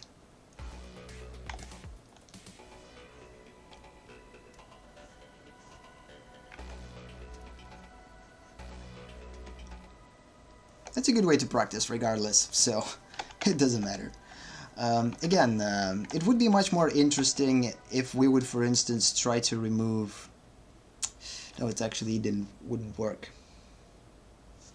What if we would create a segment for this ellipse and tried to kill this plane, and this plane will be maintained? It's actually going to be much harder, because removing it will create a weird cylindrical transition in here. I don't know. I don't even know how it's actually going to look. It's going to be super weird. Ugh. This is crazy. I mean, come on. Yeah, I'm not even going to do this. This is bunkers. We're going to go with simple things for now. Again, let's just not overcomplicate stuff. So again, we removed this plane. So let's just establish what type of plane we removed and move forward to the next one. So this is a good way to think about primitives. Again, if you will learn the cube, then you will learn how to put a cylinder inside of the cube, and then you will get experience with the cubes, with an ellipses, and only then, after you will understand how to draw ellipses, you will be able with confidence to create a sphere. Because a sphere is all about ellipses. If you're not going to nail down the ellipses, elliptical shapes, if you're going to draw them bad, your sphere is never going to look right. I mean, it's pretty easy to draw a sphere. I mean, you just create this, and this is a sphere, that's it. I understand, like, I mean, you need to understand how sphere is, like, it works inside of the space. And in order to understand this, you need to kind of, I guess, know how to deal with it. So it needs to be properly placed, and this is probably the wrong one. It's better to do it actually manually, like this construction, because this is not going to look proper as the proper result. You can change appearance of the sphere based on those things inside of it.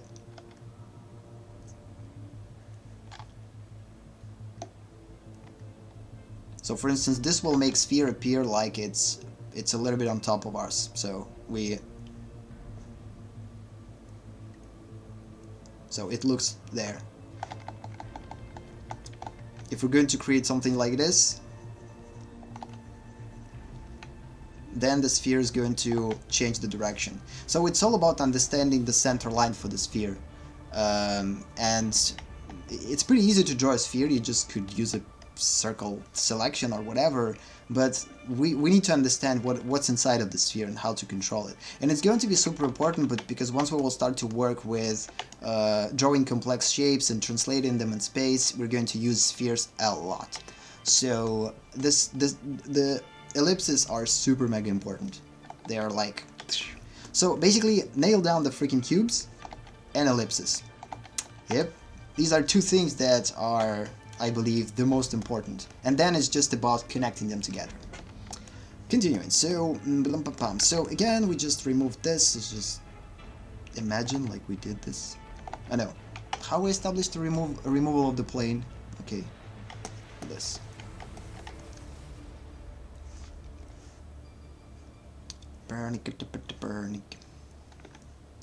And just kind of remove it. So yeah, we removed this plane, and in the result, since we created this segment, it's just became smaller. Again, the same result you could achieve by just moving this part or this part. So you move it, and that's it. But again, it's a different operation. This is the movement, which again, non-destructible or non-destructive, and this is removal, which is destructive. Once we will get into much more complex shapes, it will be much more clearer how, of course, it's different. But even like logically, it's different. I mean, if you try to... Oh snap! What is this? What is this? I don't remember where exactly I created this thing. Operations. Okay, let's continue. So, added a plane, remove the plane. You gotta be kidding me. I need to recreate everything. I need to recreate this.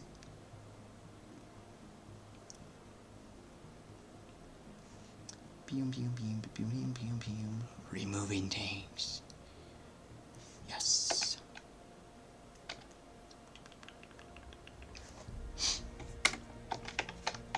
Go. So the next thing, and this is the last thing for the cylinders, then we will go into the spheres. Hopefully we'll finish with, yeah, I guess throughout today's session we're just going to be able to finish this.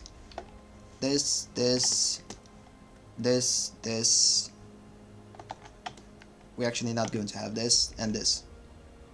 So yeah, 4 primitives left for today. And tomorrow in Russian session we're going to create Boolean operations, which is going to be much more complex. We're going to combine these cubes with these cubes together. Basically, it's super inaccurate description, whatever. Right here we're going to create Boolean operations with them by subtracting things inside. Like this. So again, removing these parts. And right here, which is again is going to be much more complex, we're going to create the intersections, which is super hard thing to do, and usually you're not going to need this. Intersections is something that usually no one is doing. It's better to create something on your own. If you want to create this type of cube, just create this type of cube. don't work with intersections. But if it's a little bit more complex thing, then you will work with intersections.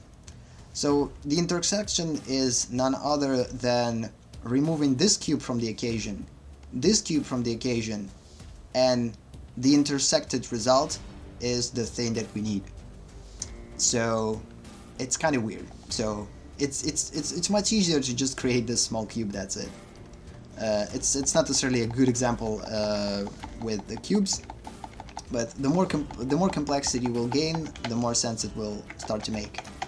For now, it's kind of, why would need that? It's just much easier to create a freaking small cube. Nope. It's a little bit different. So go. Edges. So I'm going to do the same thing with an edge.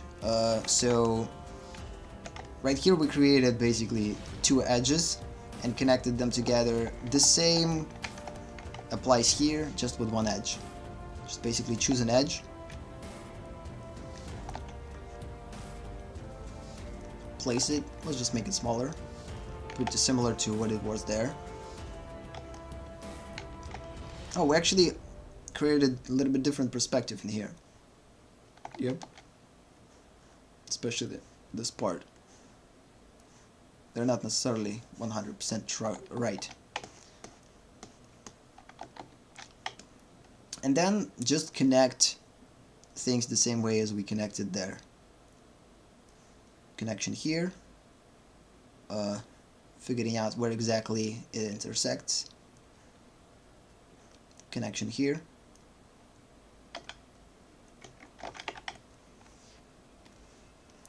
Connection in the center. Connection here.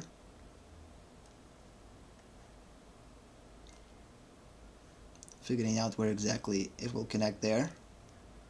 And connect here. And center. Which actually created a pretty weird result. I mean, but it actually works. Okay. Making them a little bit more visible.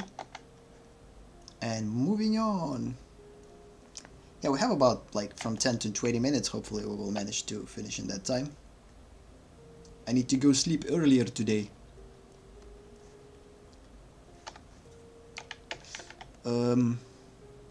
Again, this thing will probably, once we will start to work with it, it's going to be like this.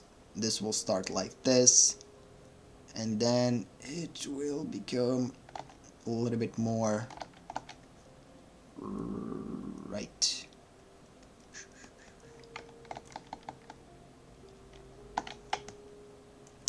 So yeah, this is the way to add an edge.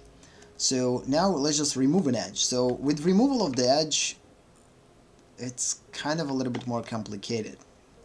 So this is the thing to think about. Because moving edges, it's possible, but once we will remove edge, it will become super weird. It will become the same way as removing points. So I don't know if it's actually going to be a good idea. Oh, it's going to be super crazy. Ugh. Okay, so yeah, it's going to be a crazy thing. So first thing that we will do is we're going to take the thing that we created in here, duplicate it. We will need a segment in here 100%. Just place this segment here. Remove this to save time.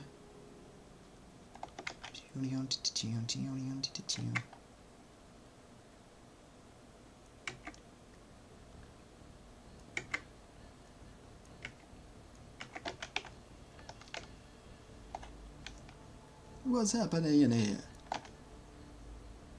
It's an appropriate line that we need to cover. Okay, so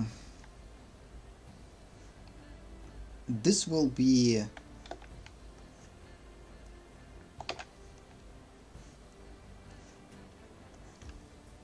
the same way. But since now we're going to remove this edge,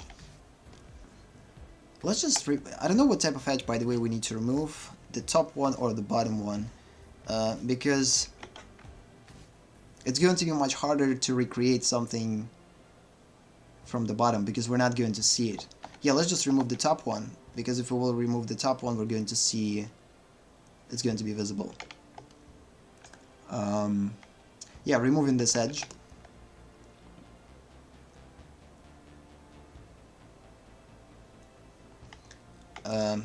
Which means that first, once this edge is removed, again, working with the cube,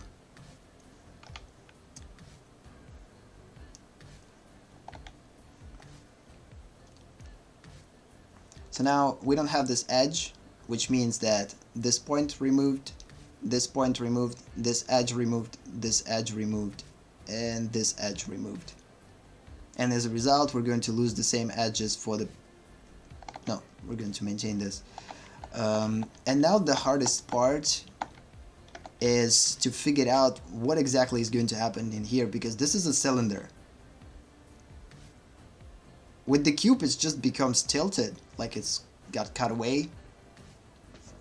But with the cylinder, oof, it's interesting.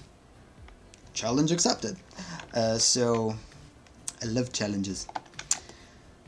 I guess it's just going to, again, creating a center lines as per usual. I guess we just need to recreate the cylinder, that's it. We just need to recreate the cylinder by using the same things. It's kind of going to be super overcrowded. Hopefully it's going to be visible though.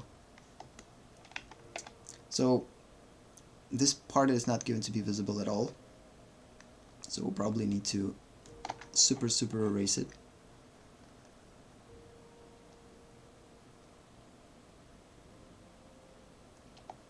We're going to keep that. We're going to erase the things inside.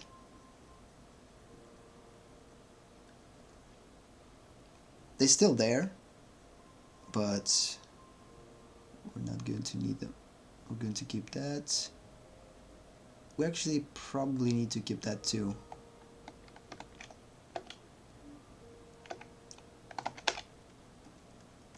I never did this, so I truly don't know how exactly it needs to look like though. It's a new concept. No, we don't need that. Yep, let's just erase it to not confuse ourselves. We don't need that too. We don't need that. We might use this. Yep, this line might be used. This line will be present.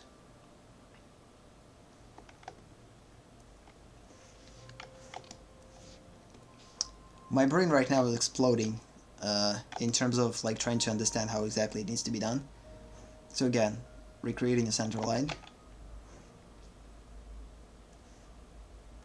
We kind of erased it.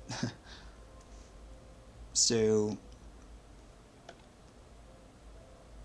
probably could be a good idea to erase this edge, or not to erase it, but move it into the different level for the time being.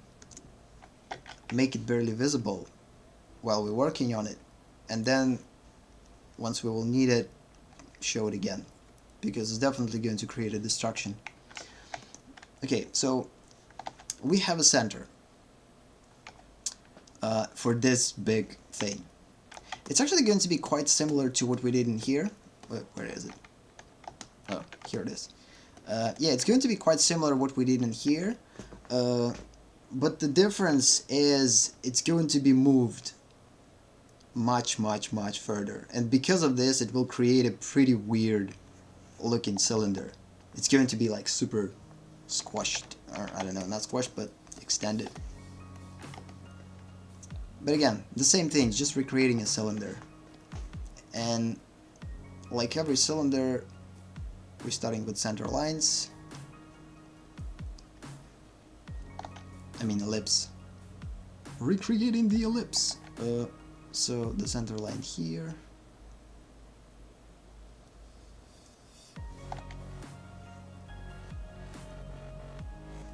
the center line here. Again, it continues here, goes down to the center.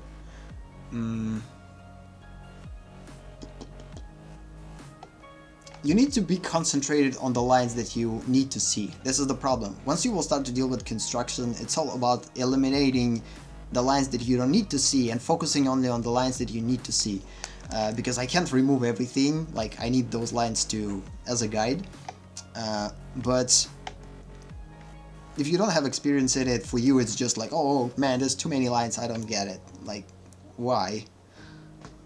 But I'm trying to eliminate things. So again, we connected this thing together. It's all about focus. So you need to focus only on those lines that you need to focus on. So now we need to connect those things through the center. So this, it's actually a little bit lower. Nope.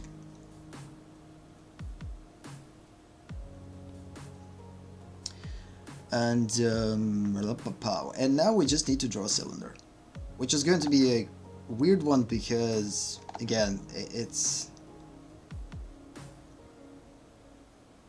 going to be super extended. Like it gets squashed. It needs to connect there. It will go in the center here. No, we actually have most of the information for the cylinder, because the cylinder is not going to extend further away. It's going to stay within this area, which is pretty cool. Then it will just connect here.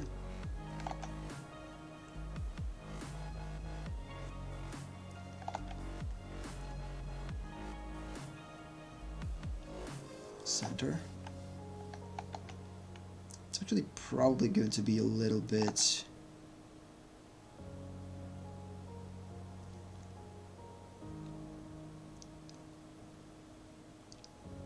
closer. Yeah, it's going to look something like this. Now it's all about understanding what exactly we need to see. Let's just erase what we don't need. Just use a mask. Again, we'll create a transparency mask for the cylinders. And we will erase what we don't need.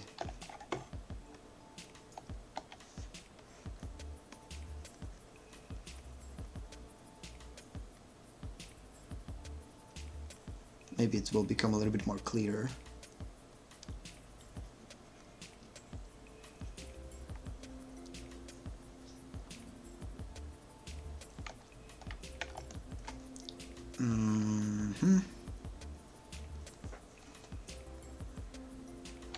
So again, it's kind of similar to what we did in here, but right here we moved it, and not that far. But the difference in here, instead of moving it, we removed it. And it's just a different action, but the result is the same in this particular instance. But in other instances, a little bit more complicated instances, it will be important, the difference between moving and removing. So it all depends, like, on the complexity of the object. If it's simple like this, then the removal looks like this. Pretty similar to the moving. And that's it. Just get back this thing. The fact that we removed it. And now let's just make the cylinder a little bit more apparent. Because it's barely visible. Maybe it could be a good idea to make it black. Then it would be a little bit more clear. Because right now it's just red, the same as our construction lines. Because of it, it just looks weird. Yeah, let's just add a little bit black to it to make it a little bit more clear.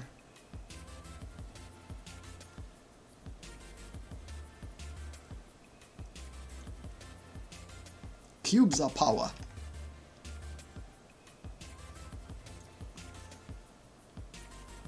And again, it's not 100% right. I mean, if it would actually reconstruct it, I'd probably, like, using the actual techniques, the proper techniques, it would probably look a little bit different, but again, it works fine. I mean, it looks decent, and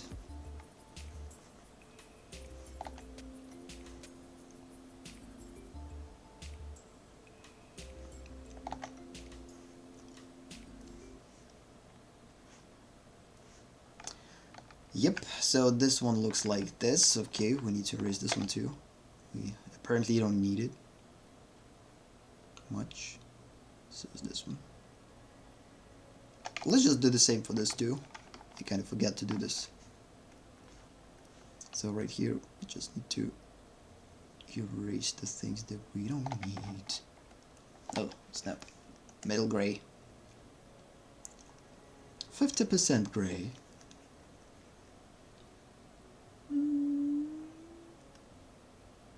Oh, actually, I could erase it. It's a different layer.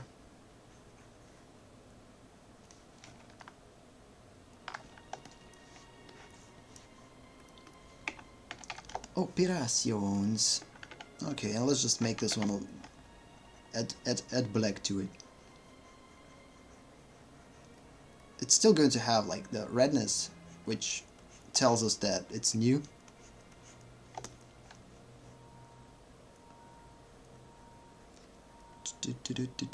Oh. Lately I'm drawing a lot and my wrist's kind of killing me when I'm over pushing it, so we need to be careful with this. It's all about light touch, so you're not pressing 100%, you need to go with a light touch. Kind of. I love to draw ellipses, by the way, like the perfect ellipses. It's much harder to draw perfect circles in digital though, because digital is freaking digital. Oh yeah, it's almost perfect circle from first try, almost, whatever. Sometimes you will actually, in order to learn how to draw ellipses, you're just going to take a sheet of paper and do this, like create 100 ellipses. I guess first it's better to learn how to draw ellipses from one angle first. So learn how to draw ellipses from one angle only. Draw like 100, 1000, whatever, million of those. And then you could start to diversify and probably draw them from different angle. But in most cases, when it comes down to digital, we able to rotate canvas. So if we want to draw ellipse from a different angle, we just could rotate a canvas and draw the ellipse that we will draw the best. Oh yeah, I want to draw ellipse from this. Oh, I want to draw ellipse from here. Oh, I want to draw ellipse from here. Oh snap, we created a freaking cube or a hexagon. Now we're going to connect them together and it will end up a weird primitive.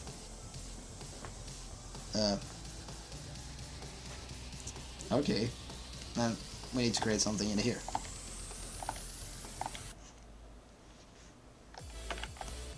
And yeah, this is a combination of ellipses with the hard edges, and it will produce a weird transition in here. Ugh. It looks awful. We're not going to see that ellipse.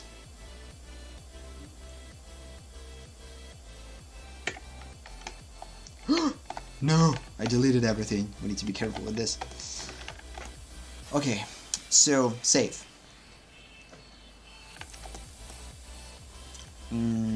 So we removed thing.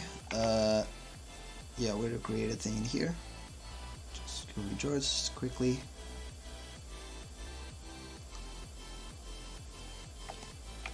We kind of passed the time, but I want to finish. So two things left. It's to basically add plane here and remove plane from here. It's going to be kind of a crazy one. And as we said before, spheres don't have planes. Or not planes, but edges. So's the point. And we will get to that why exactly once we will get there. So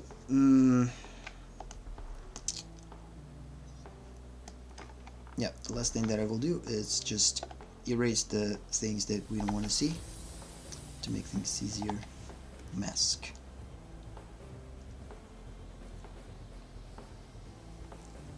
to keep only those things that we actually see. Right now they don't look coherent at all. Need to make them look as one.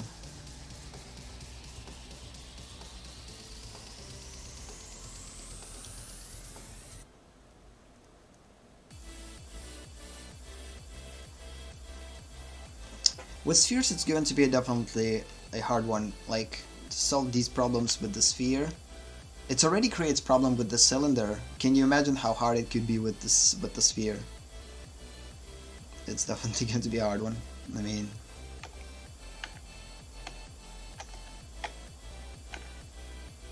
not necessarily need this.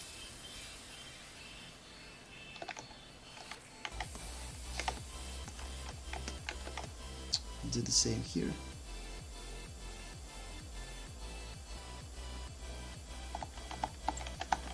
Just make it quicker.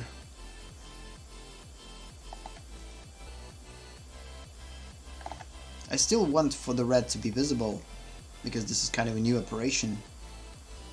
We need to establish the fact that it's new.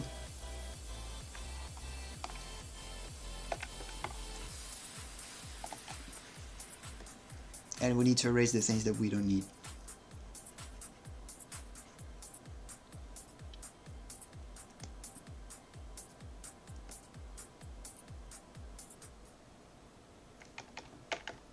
That are not visible. Probably should do it right away, but I did it in here, by the way. And in there. So the last thing that we're going to do is just add this, and then we will move on to the sphere. And again, it's all about understanding. I mean, you could practice perspective for as long as you want. If you're not going to understand this and just going to draw things mindlessly, it's going to be a pointless practice. So there's two aspects to it. The first one is to understand, is basically work with your, I forgot how it's called in English. Ugh. Once I will do this, I will remember.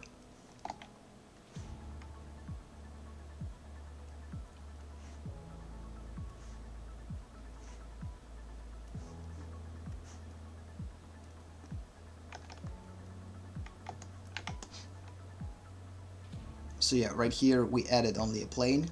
Because of this I kind of, right here we removed the plane.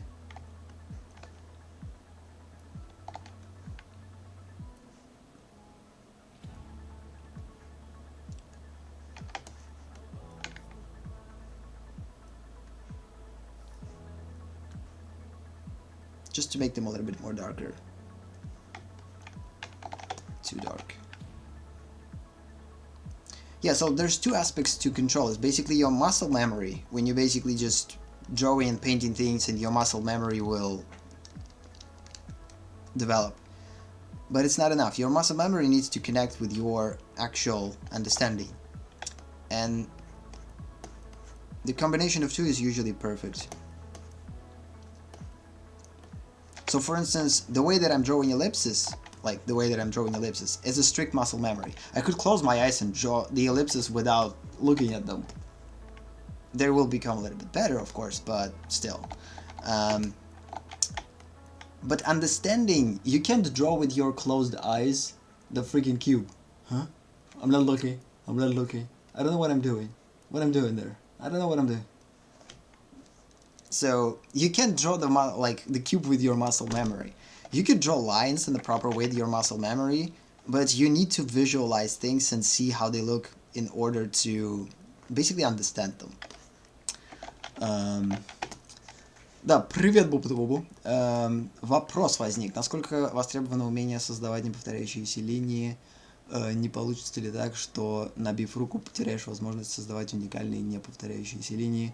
Насколько придется обращаться к воображению, когда способен проводить линии так, как задумал? Имеется в виду контроль линий? Что имеется в виду под неповторяющимися линиями? Я имею в виду, то есть как бы мы можем, например, проводить по одной и той же линии, да, то есть как бы для того, чтобы научиться их контролировать. То есть вот таким вот образом мы можем их фактически научиться контролировать, чтобы как можно ближе их создавать. Не повторяющиеся линии — это просто рисовать ее типа как повторяющиеся, но по-разному в разных местах, имеется в виду? Что имеется в виду просто под этим?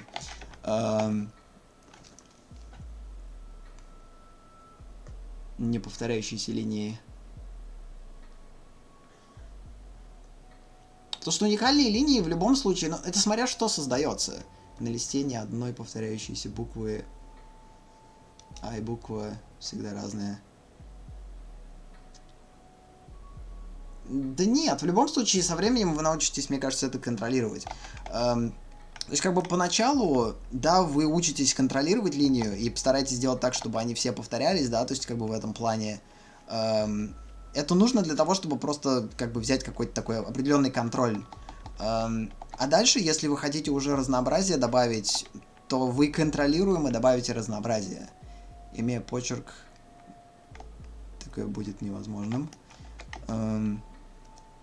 Но почерк тоже можно адаптировать. Есть же люди, которые там из каллиграфии работают, и там создаешь какие-то необычные буквы. Вот я вообще не знаю, что это за язык может быть. Но я могу придумать свой собственный язык и интегрировать туда необычные линии. Я могу создать паттерн на основе этого языка и потом использовать его, например, зная, что вот эта буква «зю» или буква «эпсилон», я не знаю, вот эта буква «чумак», а вот эта буква «ляп», я могу использовать эти буквы и повторять эти буквы для того, чтобы создавать слова. То есть, и каждый человек будет немножко по-другому их рисовать, но все равно должно пониматься, что вот это те самые буквы, которые созданы. То есть, для того, чтобы нарисовать буковку «П», я могу по-разному эту букву «П» нарисовать, но она в любом случае как бы будет буквой «П». Да? То есть, ее можно нарисовать вот так, ее можно нарисовать вот так. Это просто вопрос контроля, да. Если вы хотите если вы боитесь потерять оригинальность, вы никогда не потеряете оригинальность, если вы научитесь правильно контролировать вещи. Дальше уже все будет зависеть от... как это называется-то? Не думаю, что это возможно. Не думаю, что возможно потерять типа оригинальность в этих неповторяющихся линиях. Даже если вы научитесь фигачить линии одинаково, все дело контроля. С почерком пример довольно странный, я не совсем сейчас... Я, может быть, чуть позже допру до этого, как это с почерком связать, но неплохая аналогия, вот, в плане того, что у вас есть понятие этой аналогии, а у меня этого понимания как бы нету. Поэтому мне нужно немножко подумать о том, что, как эту аналогию связать. Вот. Но довольно хороший вопрос, надо будет реально о нем поразмыслить. Я думаю, может, к завтрашнему стриму я допру, о чем была речь, и завтра можем обсудить, если будет тайм. Вот, так что, по сути, завтра мы продолжим делать все те же вещи, которые я и сейчас делаю. Сейчас, я говорю, я сосредоточиться решил на перспективе. Пересматривая все знания и перспективы с нуляшки. Вот, поэтому, да, здесь немножко нужно подумать, потому что вопрос такой довольно сложный, и если я сейчас начну в него лезть, то мы, наверное, сессию никогда не закончим. Поэтому, да. Ну, клевый вопросик. Так-то хорошо над ним подумать. Так, вроде все. Мы вроде закончили с этими штуками. Я перейду обратно на английский. Если надо, я могу опять на русский говорить. Пишите, как угодно вам. Собственно. So, yeah, get back to English. So, yeah, we kind of finished the representation of those shapes. It kind of seems fine. Right here we just edit them. Edit. Removed.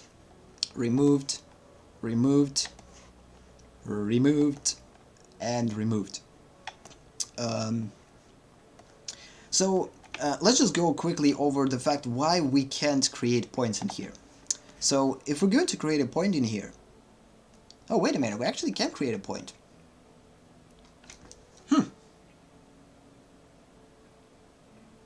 It's just going to create a freaking cone. Why wouldn't we? We can create a point, and it's just going to become a cone.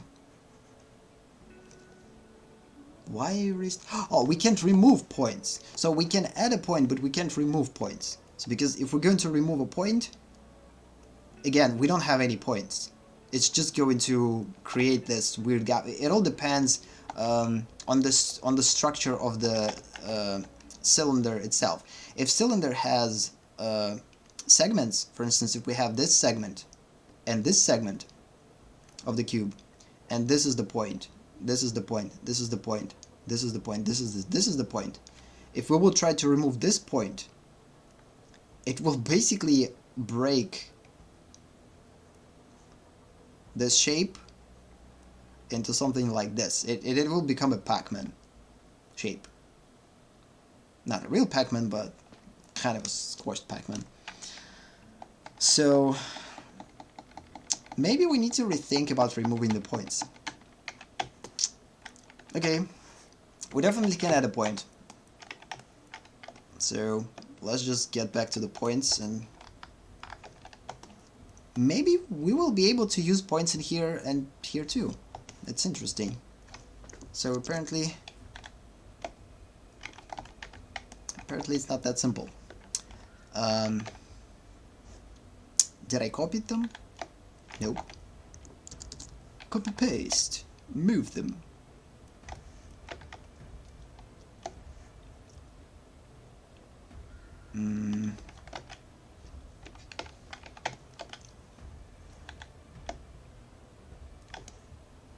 Oh, snap. They need to be here. Or not. Yep, let's just place them here.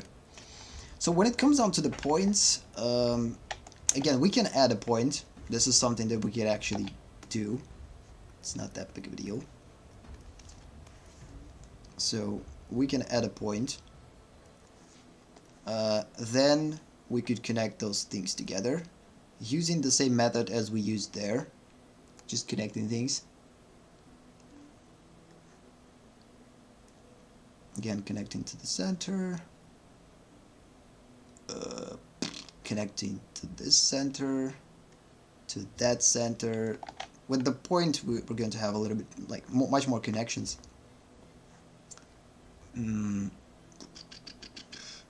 Right here, we're going to have here. And we're going to barely connect it in here. So in most cases, they're going to be barely visible. And again, the problem of segments. So depending on the segmentation of the cylinder, if it's going to have the actual segments, then they're going to look straight with no curvature. If it's actually going to be a segment. If they don't have segments and it's completely round, which means that there's so many subdivisions that we're barely seeing the edges. So it's basically smooth. Because of this thing is just going to be completely smooth. Because again, we don't have any edges to create a weird transitions. Because of it, it's going to be basically a cone. Yep, so the end is just going to be like this, like a cone. Yeah.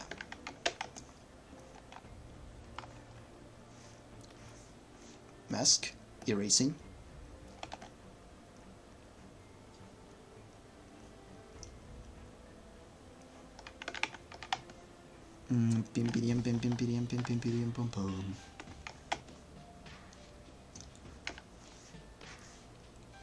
Now we need to figure out how to deal with removing points, because again, I would stay away from removing points. We're not going to establish those because again, it's completely curved, and because of this, we don't need those separations. We need these separations in here because they're going to be transitioned in a different way. So it will start straight, and then again, as I said before, it will become roundish, roundish, and roundish. So because of this, we need those separations. Right here with the point, we don't need that because it's just going to become smooth. So those lines, they don't matter. We could actually remove them at all, like they're not necessary in here, but I'm going to keep them still.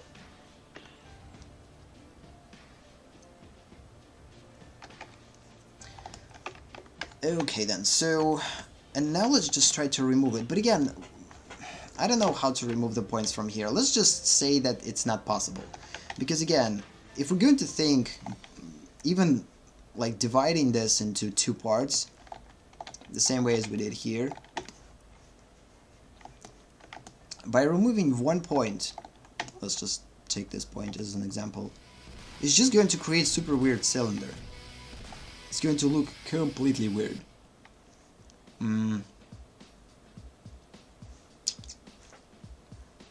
Let's just assume.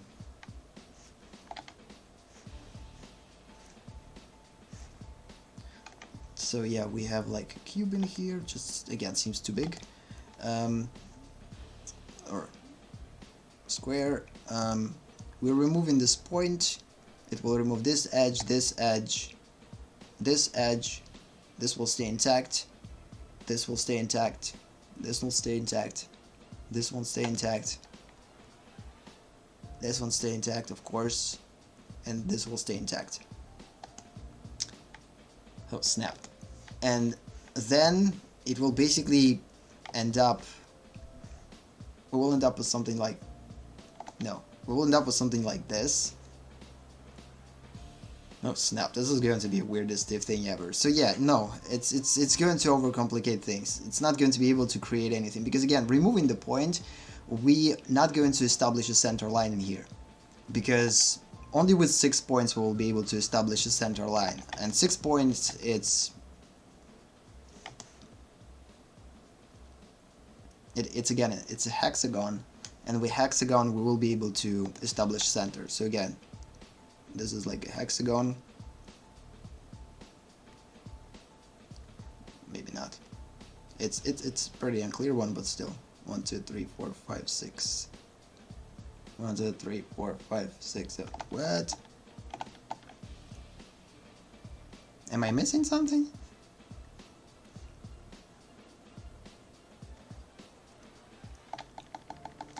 Okay. Where is the hexagon? It's a prism. 1, 2, 3, 4, 5, 6. We have pentagon. I will put this reference in Discord. I mean, the name of the site. This is a pretty cool site. It's a mathematical thing, so it kind of will help you to understand the differences between those things. If you skip math classes. I actually hated math in the school. But then I kind of started to use it, so in some way, at least geometrically. If you don't want to install 3D programs, this is a good way to see how those things work. We could explode the cube. Yeah, whatever. So yeah, we able to find center with this. Again, creating lines, and in the end we will end up with the center. Slightly. And then, using this center, we will be able to create an ellipse inside of it. But we're not going to be able to do the same if we will remove one point. So, if we will remove one point,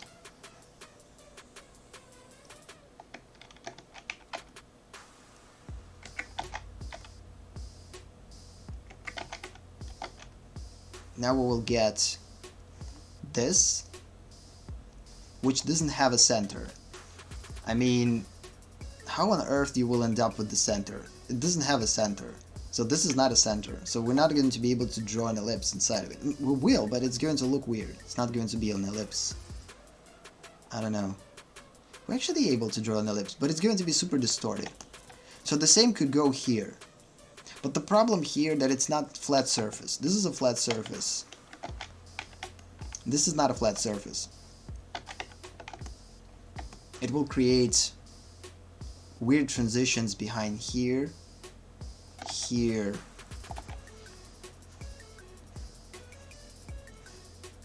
and here. And how on earth I will be able to draw an ellipse in here? Like, how it needs to look like? I don't even... I'm not going to be able to construct it. I mean, it's going to be something like this, and then it's going to have a weird thing in here, and something in here. Ugh. Yeah, no, we're not going to be able to remove things. So, no removal of points. So we can add a point, but we can't remove a point because again, we don't have any points. Because again, getting back here, we have only edges, have planes, which we will be able to scale and move. And we will be able to add points in here. So adding points we can. But removing them, it's not possible. So the same as it's not possible to scale individual planes for the sphere. Okay, so continuing. Now let's just go to the spheres. Hello spheres. I'm happy to see you. Oh damn it, spheres. Ugh. Okay, with spheres we will go simpler. So first we adding a plane. We're going to add a plane from this side because we might use the cube to basically create a hemisphere. Basically cut the sphere in half and create a hemisphere by removing this part. Combining basically this, like cutting it, and then we will end up with something like this, I don't know. And this is going to be a hemisphere. Yeah, we're going to do this tomorrow. Just a quick example. Which is a bad one, but still.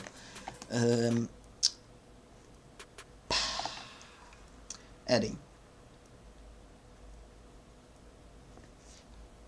I probably drew this one by hand better than I will recreate it with the line tool.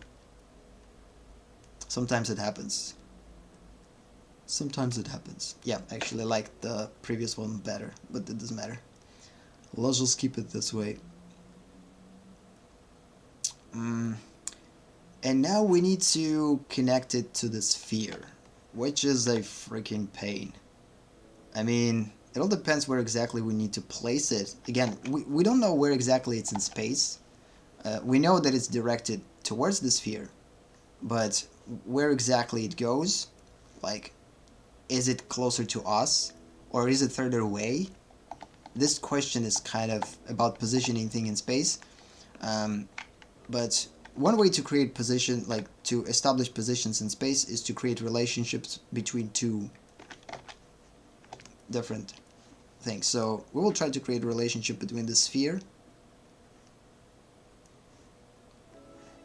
This is just a test, it's not final.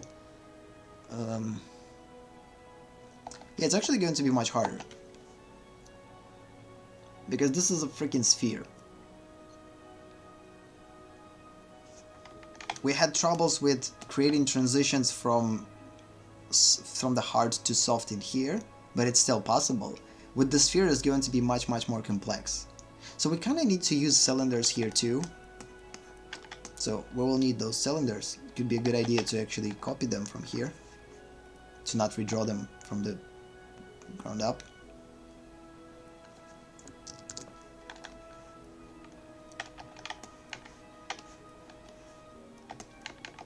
We will need them.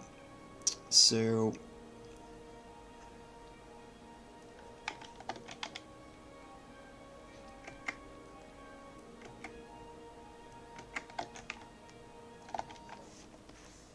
spheres, spheres, spheres.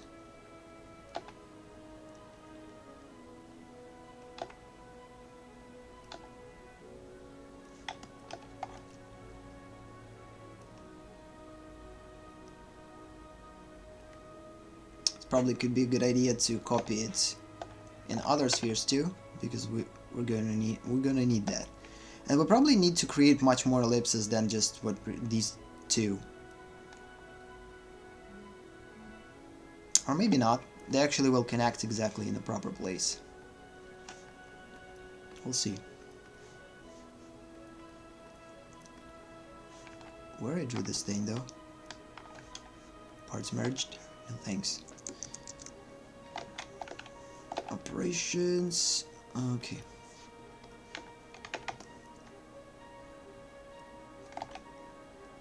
So let's just try to connect them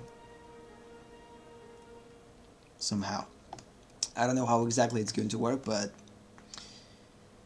okay. So first we need to connect the obvious things. So this thing is definitely going to be an obvious connection. So this is the way that this one connects with this part, and this is the way that this part will connect with this part.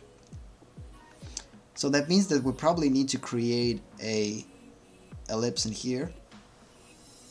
We don't need to recreate it completely. I mean, ideally we could create a separate segment for the cube. Oh snap, it's going to be barely visible there.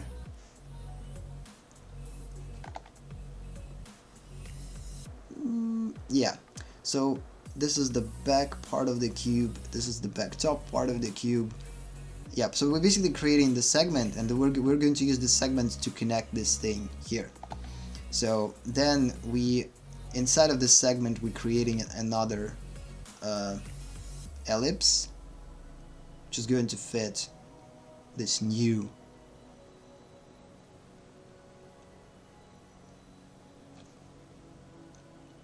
yeah, this is much more complex because sphere is freaking crazy. I'm afraid of spheres, truly. As an artist, I'm afraid of spheres. They're giving me chills. They like a horror movie. So it's not 100% right. I probably should make it... Yeah, it's not 100% right, but it doesn't matter. It's still enough. Like, this is the way to do it. Again, you created the additional segment based on the place of the connection, where this one intersects this.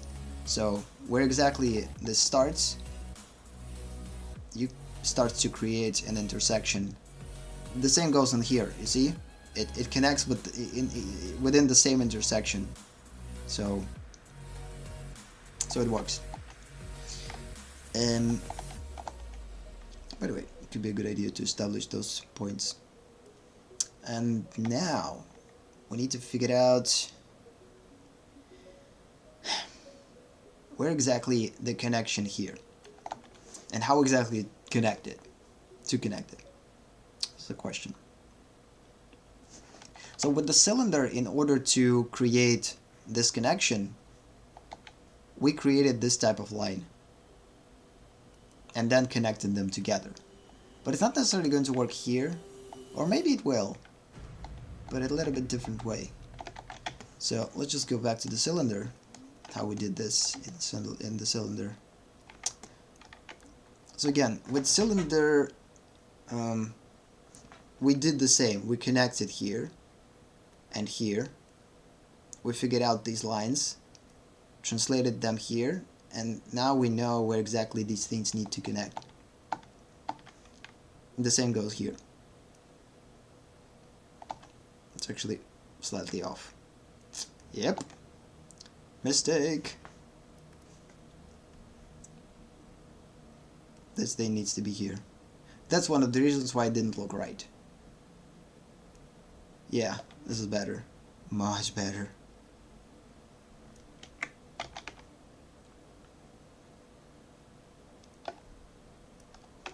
Yep, so now it looks right. So yeah, I messed up with the connection. It kind of drew this thing a little bit earlier. So it needs to be a little bit higher, because again, it connects further away. Right here, it kind of works at the same place. Maybe right here it could become could be a little bit lower too, because I believe I drew it too high. We need to use the same method to create a translation for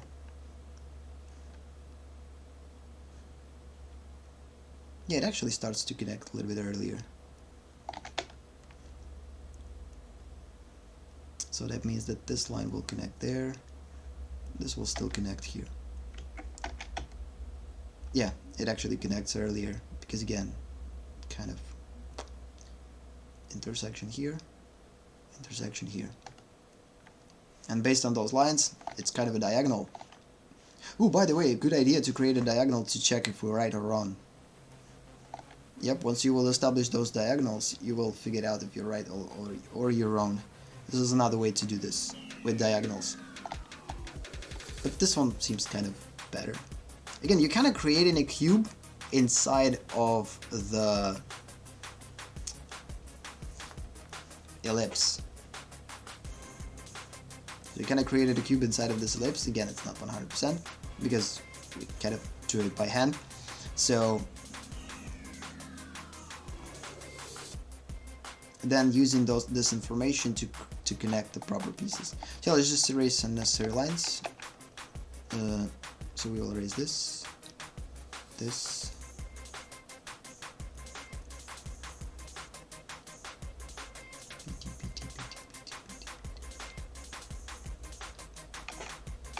Good. Right now it looks a little bit better. So yeah, we need to use the same method to work with the sphere, and it's much harder because sphere is twice as complicated as the cylinder. It's all about ellipses and understanding how to control those ellipses. So right here we created the same way, we just basically created a cube inside of this cylinder, and I guess we need to do the same thing in here. We need to create a cube inside this cylinder, this small cylinder. It's not going to be an easy task to do.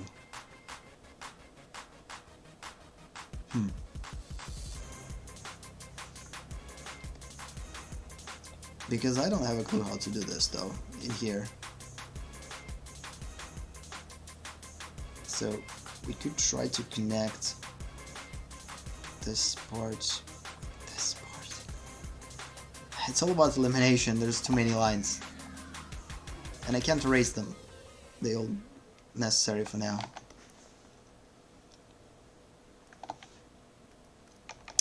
What this layer does. Oh yeah, this is this thing. Okay.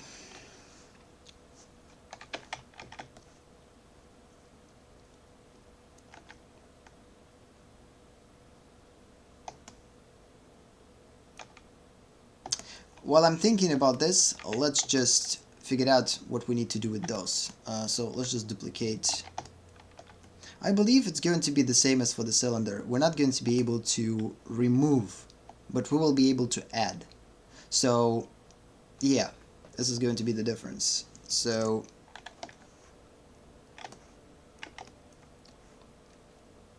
right here the difference is going to be, we will be able to add an edge in here and connect this edge to the sphere the same way as we will be able to add a plane to the sphere. But we're definitely not going to be able to remove it. We're probably not even going to be able to remove this. No, we will be able to remove the plane if it's going to be one plane. This way we're going to get a half hemisphere. We're going to cut up the one half of the sphere.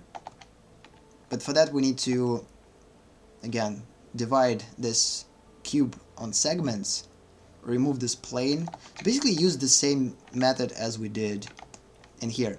We needed to create a segments in here in order to remove this portion of the plane.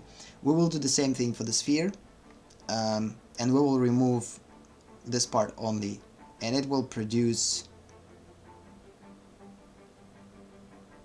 it's questionable. The sphere still is going to look weird.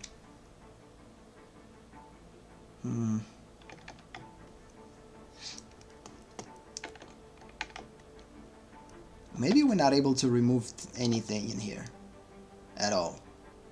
If it's going to be too complicated, we're not going to be able to use removal at all in here. Because right here, we're not able to use removal at all. Like before that, I thought about removal in here and I kind of eliminated it. Yeah. So I guess everything that works with the removal is not going to work. Because it's just going to make sphere too distorted and when sphere is going to be too distorted, it's going to look weird. So instead of being a regular sphere, it's going to be squashed into different direction. It's going to be kind of pressed and weird, like a blob, like you will try to create some type of a sculpting blob, and it's not going to be controlled. And you're not going to be able to recreate it. Again, it's all about reconstructing it. If structural integrity of the potential construction will be broken, we're going to remove the possibility of something to happen. So for instance, right now, if we will try to remove this plane,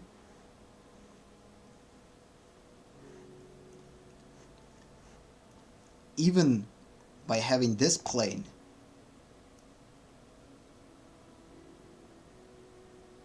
it's not going to create a hemisphere. No, it's not going to create a hemisphere. It's just going to create a, I don't know. Let's just try it from the side. So this is the sphere that, like, this is the how sphere looks right now. It's not necessarily a sphere, it's a little bit squashed. And this how sphere is going to look once we will remove the edge. It will be super squashed, and it's not going to look like a sphere at all. So we're going to remove an edge, and it's just going to look like this, something like this. And we're going to lose the integrity of the sphere. So now it's just modified blob, it's not a sphere.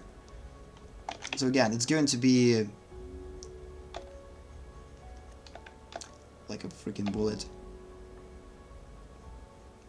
point of certain armory, I don't know. So because of this,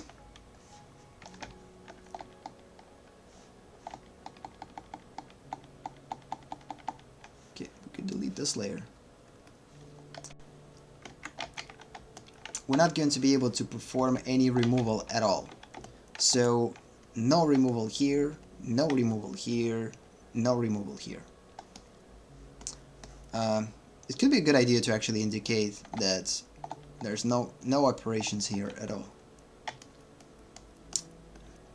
So again, the same method applies. When we worked with a cube, we can do anything that we want. We could remove things, we could add things, there's infinite possibilities in here.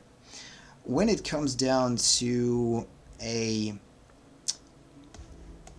cylinders, we have less possibilities. So now we're not able to work with points. We're not able to remove points, but we still will be able to add points, add edges, add edges, remove edges, add planes, remove planes and add planes.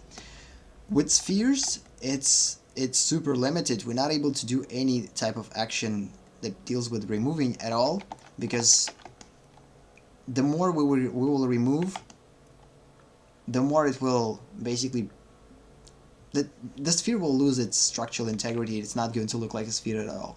So it's just going to become not a sphere. So, and we need to maintain the ability to construct the sphere. So even a hemisphere, which we will achieve with Boolean operations somewhere. So for instance, right here, when we will subtract this cube from this sphere, or the opposite. Yeah, we will use the volume of the cube to subtract the half of the sphere. That way we will create a hemisphere. It's still going to maintain the integrity of the sphere. But again, yeah, we're not going to talk about the integrity of the spheres once we will go into Boolean operations, because they're going to completely change. Yeah, the only place where we need to think about the integrity of the primitive is in here. The same as we needed to do this here. They still need to maintain the base of this primitive. So cube still needs to have the base of the cube. Cylinder needs to still kind of have the base of the cube cylinder, and sphere has to have a base of the sphere. The same goes here. We still have the integrity of the sphere, and we're just adding things. But right here, if we will start to remove things, it will become something super weird. Yeah. So continue.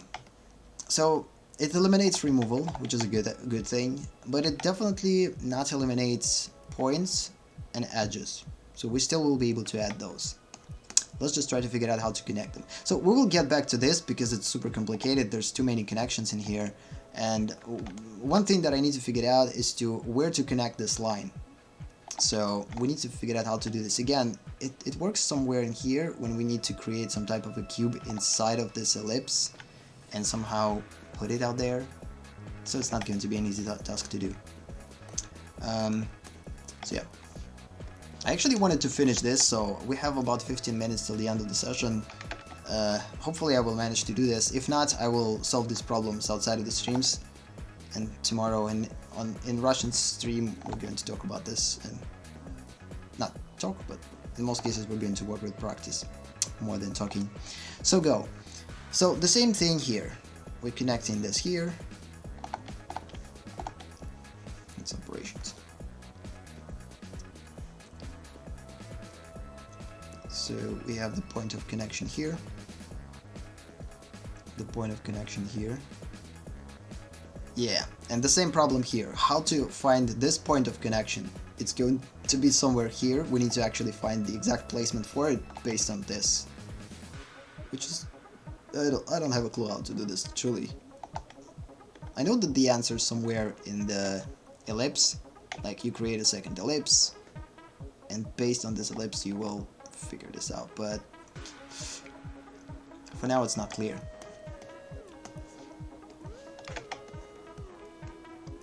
And with the point, it's kind of the same. We just have a point. Let's just put it a little bit further away. Then we connect this point here and here.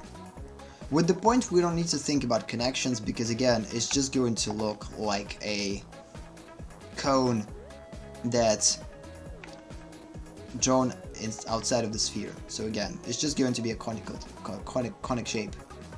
That's probably a bad example. Yeah, it's just going to create like these ellipses inside. So because of this, we're not going to create any additional lines. We don't need those. Oh, wait a minute. With the point, we just will connect them to the center in here. Maybe we could do the same here, like connect them to the center and that's it. Okay, cool. Let's just try that.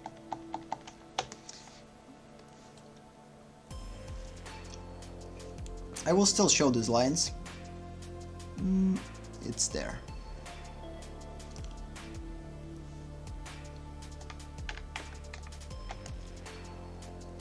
So this is the way to connect. Again, we're not able to remove. We're not able to remove. Okay, it's going to be a hard one. So, the point here, the point here, and let's just try to connect this one here. This, no, and this one here. And then we need to figure out how to achieve in-betweens.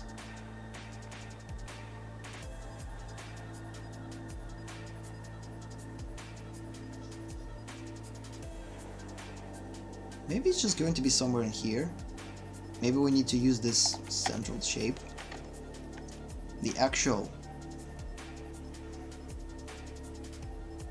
There's too many lines. Yeah, kind of seems right.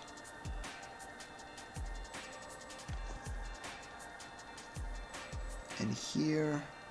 Oh snap, too many lines. I need to figure out where exactly the one that I need.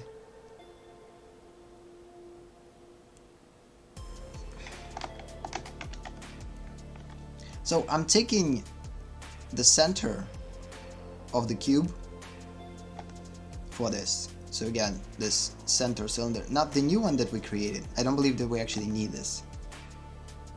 Yeah, we don't need the second one.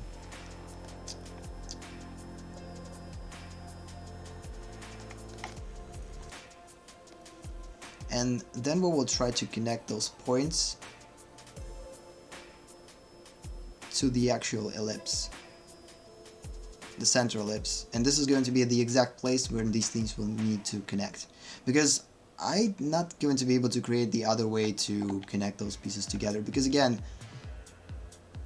it's 2D. If it would be a 3D, then we would connect those pieces somewhere like this. We could create an actual line in here and etc. But since this is 2D and we have completely different rotation, we need to find a different way to do this. So it's all about creating an illusion.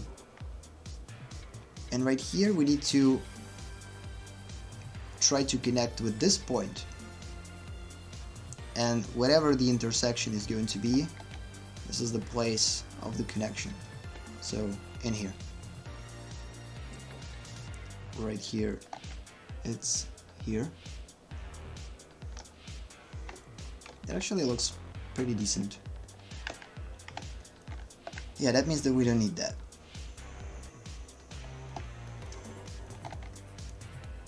We will keep the segment, but we will erase the ellipse inside of it.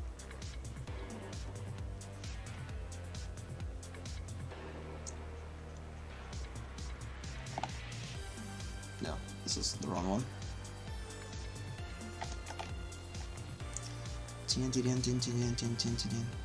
Yeah, we're almost done. We will quickly revisit the things that we did throughout the session and call it done for today.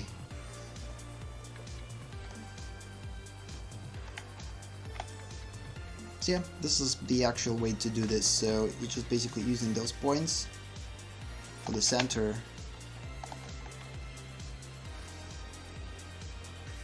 portion of the cube. Not the cube, but yeah, basically the center of the cube, the center line of the cube, to figure out where exactly those things will connect. You kind of will project them through and it will connect in the proper places, because it seems like it's actually in the proper place. And of course, in terms of the transition, since this is a sphere, the transition will be the same as for the ellipse. So we will start kind of sharp, and then it will gradually become more closer to the sphere. And the same will happen here. It will start, and with each segment it will become a little bit more smoother and smoother, and it will basically translate into the shape. But it's all about like how exactly we need to appear, like show the appearance. We could just basically integrate the cube inside of here and actually keep these lines straight. It could be two. We could do this. And the only thing that will be tilted is this part. The same is going to be kind of sharp. But it's a little bit more closer to the Boolean operation of union, creating a union. So for instance, if we will try to create a union between this sphere and this cube, then we will get this result that I'm talking about, like the straight lines in here and soft transition in between the places. So this is the exact union. So it's pretty close to what we're going to achieve with union, with uniting two primitives together. But right here it's all about like the proper transition, because we added not the primitive itself that has all these edges, but instead we added just a plane that has only points, and when we will connect those points together, it needs to produce proper results. So these angles are still B angles, but towards here we're going to lose angles, so it will basically become smoother. But closer to here we're going to start to see more angle. Yeah, it's all about visioning things inside of your mind. Okay, this is it for this part. Right here I guess the same.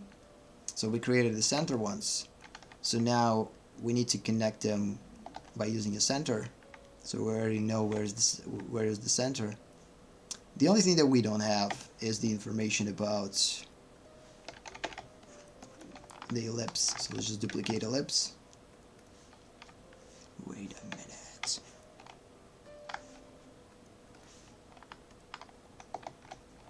Ellipse. Here it is. Actually duplicated it in a different group. Let's just duplicate it.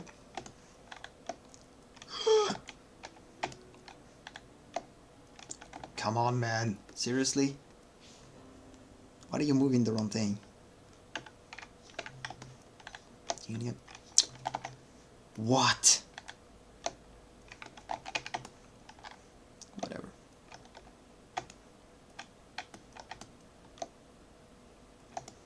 I don't know why it thinks like it has something there. There's nothing there. Okay. Keep it this way. So just duplicate it again. Move it here. We'll need it here too, probably.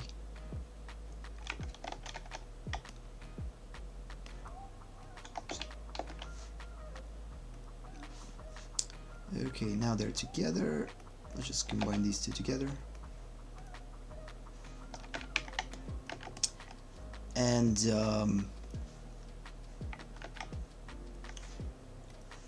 it might not work here though, because again, if we will try to connect this thing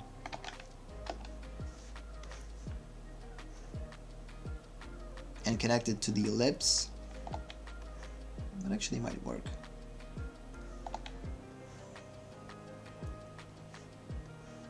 Until we'll do it, we're not going to be able to see it.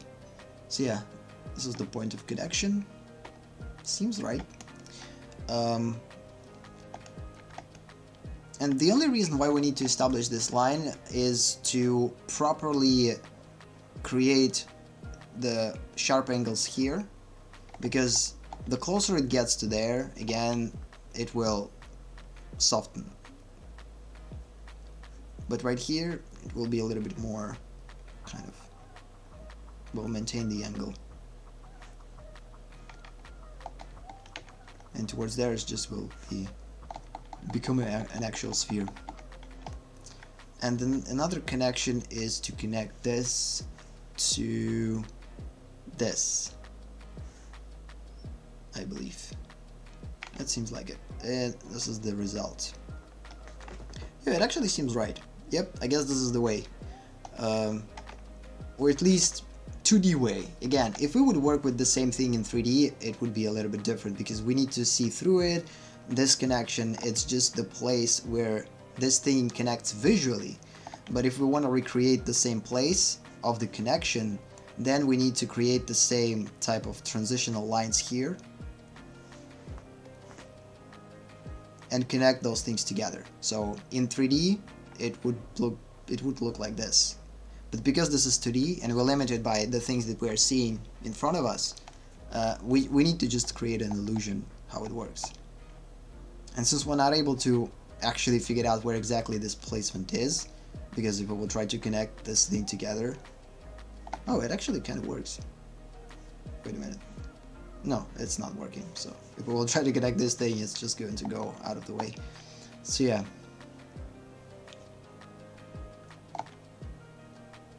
Projecting, like we did in the cylinder, connecting it. But since it's not visible, and the only visible is this, it kind of seems like it's not right. But in reality, it's just an illusion. So yeah, that's it. So this is the way to connect this thing. This is the way to connect this. So the last thing that we're going to do is make them a little bit darker to create a little bit more cohesion between those two. This is just the beginning, by the way. I mean, the further we go, the more complex things get. And it kind of scares me, but at the same time, I'm super pumped about everything that's going to be next. I mean, how awesome it could be.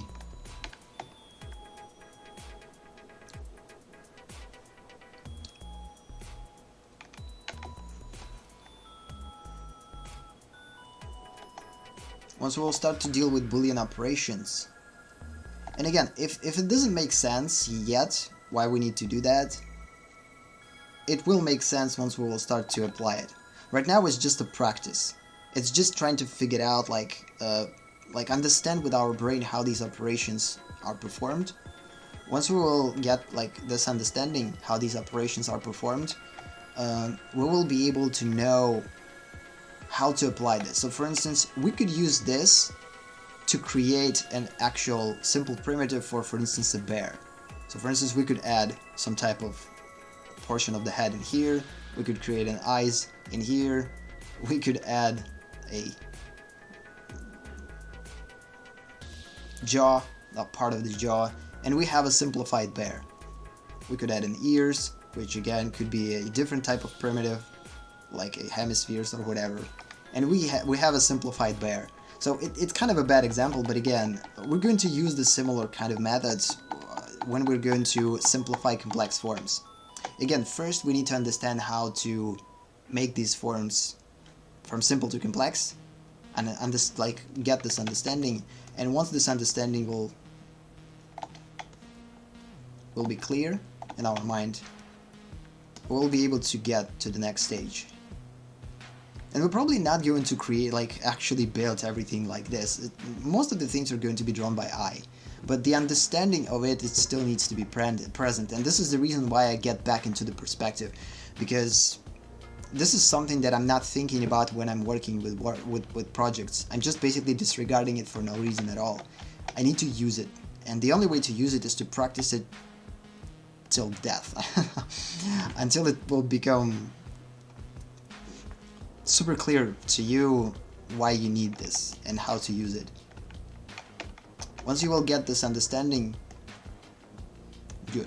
So yeah, this is it for this part of the session, I guess. Yeah, tomorrow in Russian session, which again is going to be open for the English-speaking audience. So we will continue to add. So again, this session we worked with adding, with removing parts of the primitives. So we work with points, edges, and planes only. We didn't work with primitives themselves. We worked with parts of the primitives. And this is adding planes, adding edges, adding points, removing planes, removing edges, removing points. The same, adding edges, adding planes, removing edges. No, come on, adding planes, adding edges, adding points, removing planes, removing edges, and not being able to remove points because there's no points at all. I mean, again, we talked about if we will remove a point from here, we need to create a lot of segments for this cylinder. It is going to be super painful. It's much easier to use it in Boolean operations. If we will need to, for instance, combine a cube, make out of this cube a prism of some kind, and then use this prism to intersect it here and use it as a Boolean operation to put it in here. So it's going to be much easier to use Boolean operation for it than to removing points. So because of this, to make things simpler, I decided, okay, we're not going to work with points here at all. The same goes with the spheres. We can add planes, we can add edges, and we can add points. We could even add multiple points, of course, and connect them in multiple ways and create pretty weird things. So the same goes with edges. We could create multiple edges and we could create pretty weird results. We could add multiple planes and we could connect them in a different way. Again, it's the bad example, but still. So this is definitely will help us. So we're not able to remove anything because, again, for the same reason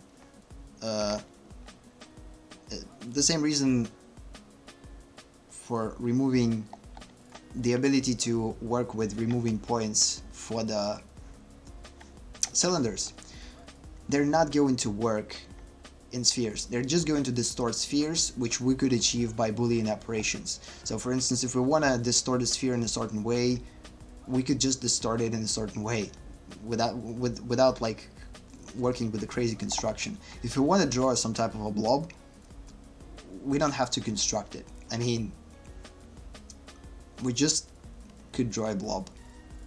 That's it. And kind of figured out what the form of this blob is by kind of figuring out the lines. But again, we're not going to work with form yet. For now, we're sticking to the primitives. Just a silhouette.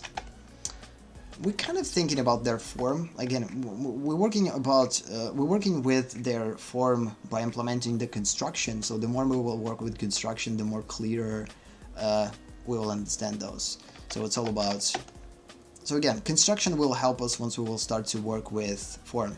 Because again, even right now, I'm thinking how this transition will go. This is kind of applicable to the form. So construction is definitely one of the things that will help you to connect form. So you're not going to be able to learn form without understanding the construction. At least I don't believe that it's sufficient. We need to clearly know the construction before we will dive into the form. So knowing how these things are constructed, then we will be able to understand, okay, this is a shadow area, this is a halftone area, for instance, and this is a light area. And that way we will be able to know how light interacts with those surfaces. So it's all about like gradually increasing your knowledge and understanding of the primitives, how they're connected to the form, and etc. So this is something that personally for me, I want to make stronger connections, and this is the reason why I'm kind of decided to do that. And it's going to be hopefully helpful to anyone, I guess, who will find it helpful. So yep, this is kind of it, I guess. Yeah, let's just wrap up the session. So again, tomorrow on the Russian stream, we will start to work with Boolean operations. So again, as a quick example, we will start to unite cubes together. We will start to unite cubes and cylinders, unite cubes and spheres, subtract spheres from the cube, subtract cylinder from the cube, subtract cube from the cube. Yeah, this is subtraction, which is again applicable to the primitives only. So we're not going to work with the removing and adding. It's a little bit different type of operation. And intersection is going to be a super complex thing. I don't believe that we're going to cover it tomorrow because again, intersections are pretty weird. It's just something that makes sense in 3D, but once you will get into 2D, it's something that you probably will achieve a little bit differently. But we will actually think how interactions could be applied in 2D, because if you work with 2D, intersecting seems unnecessary. If you want to create some type of a complex primitive, it's better to not create an intersection between those two, but instead just draw the exact primitive that you want, like start from simple and then make it a little bit more complex. If you want to create some type of a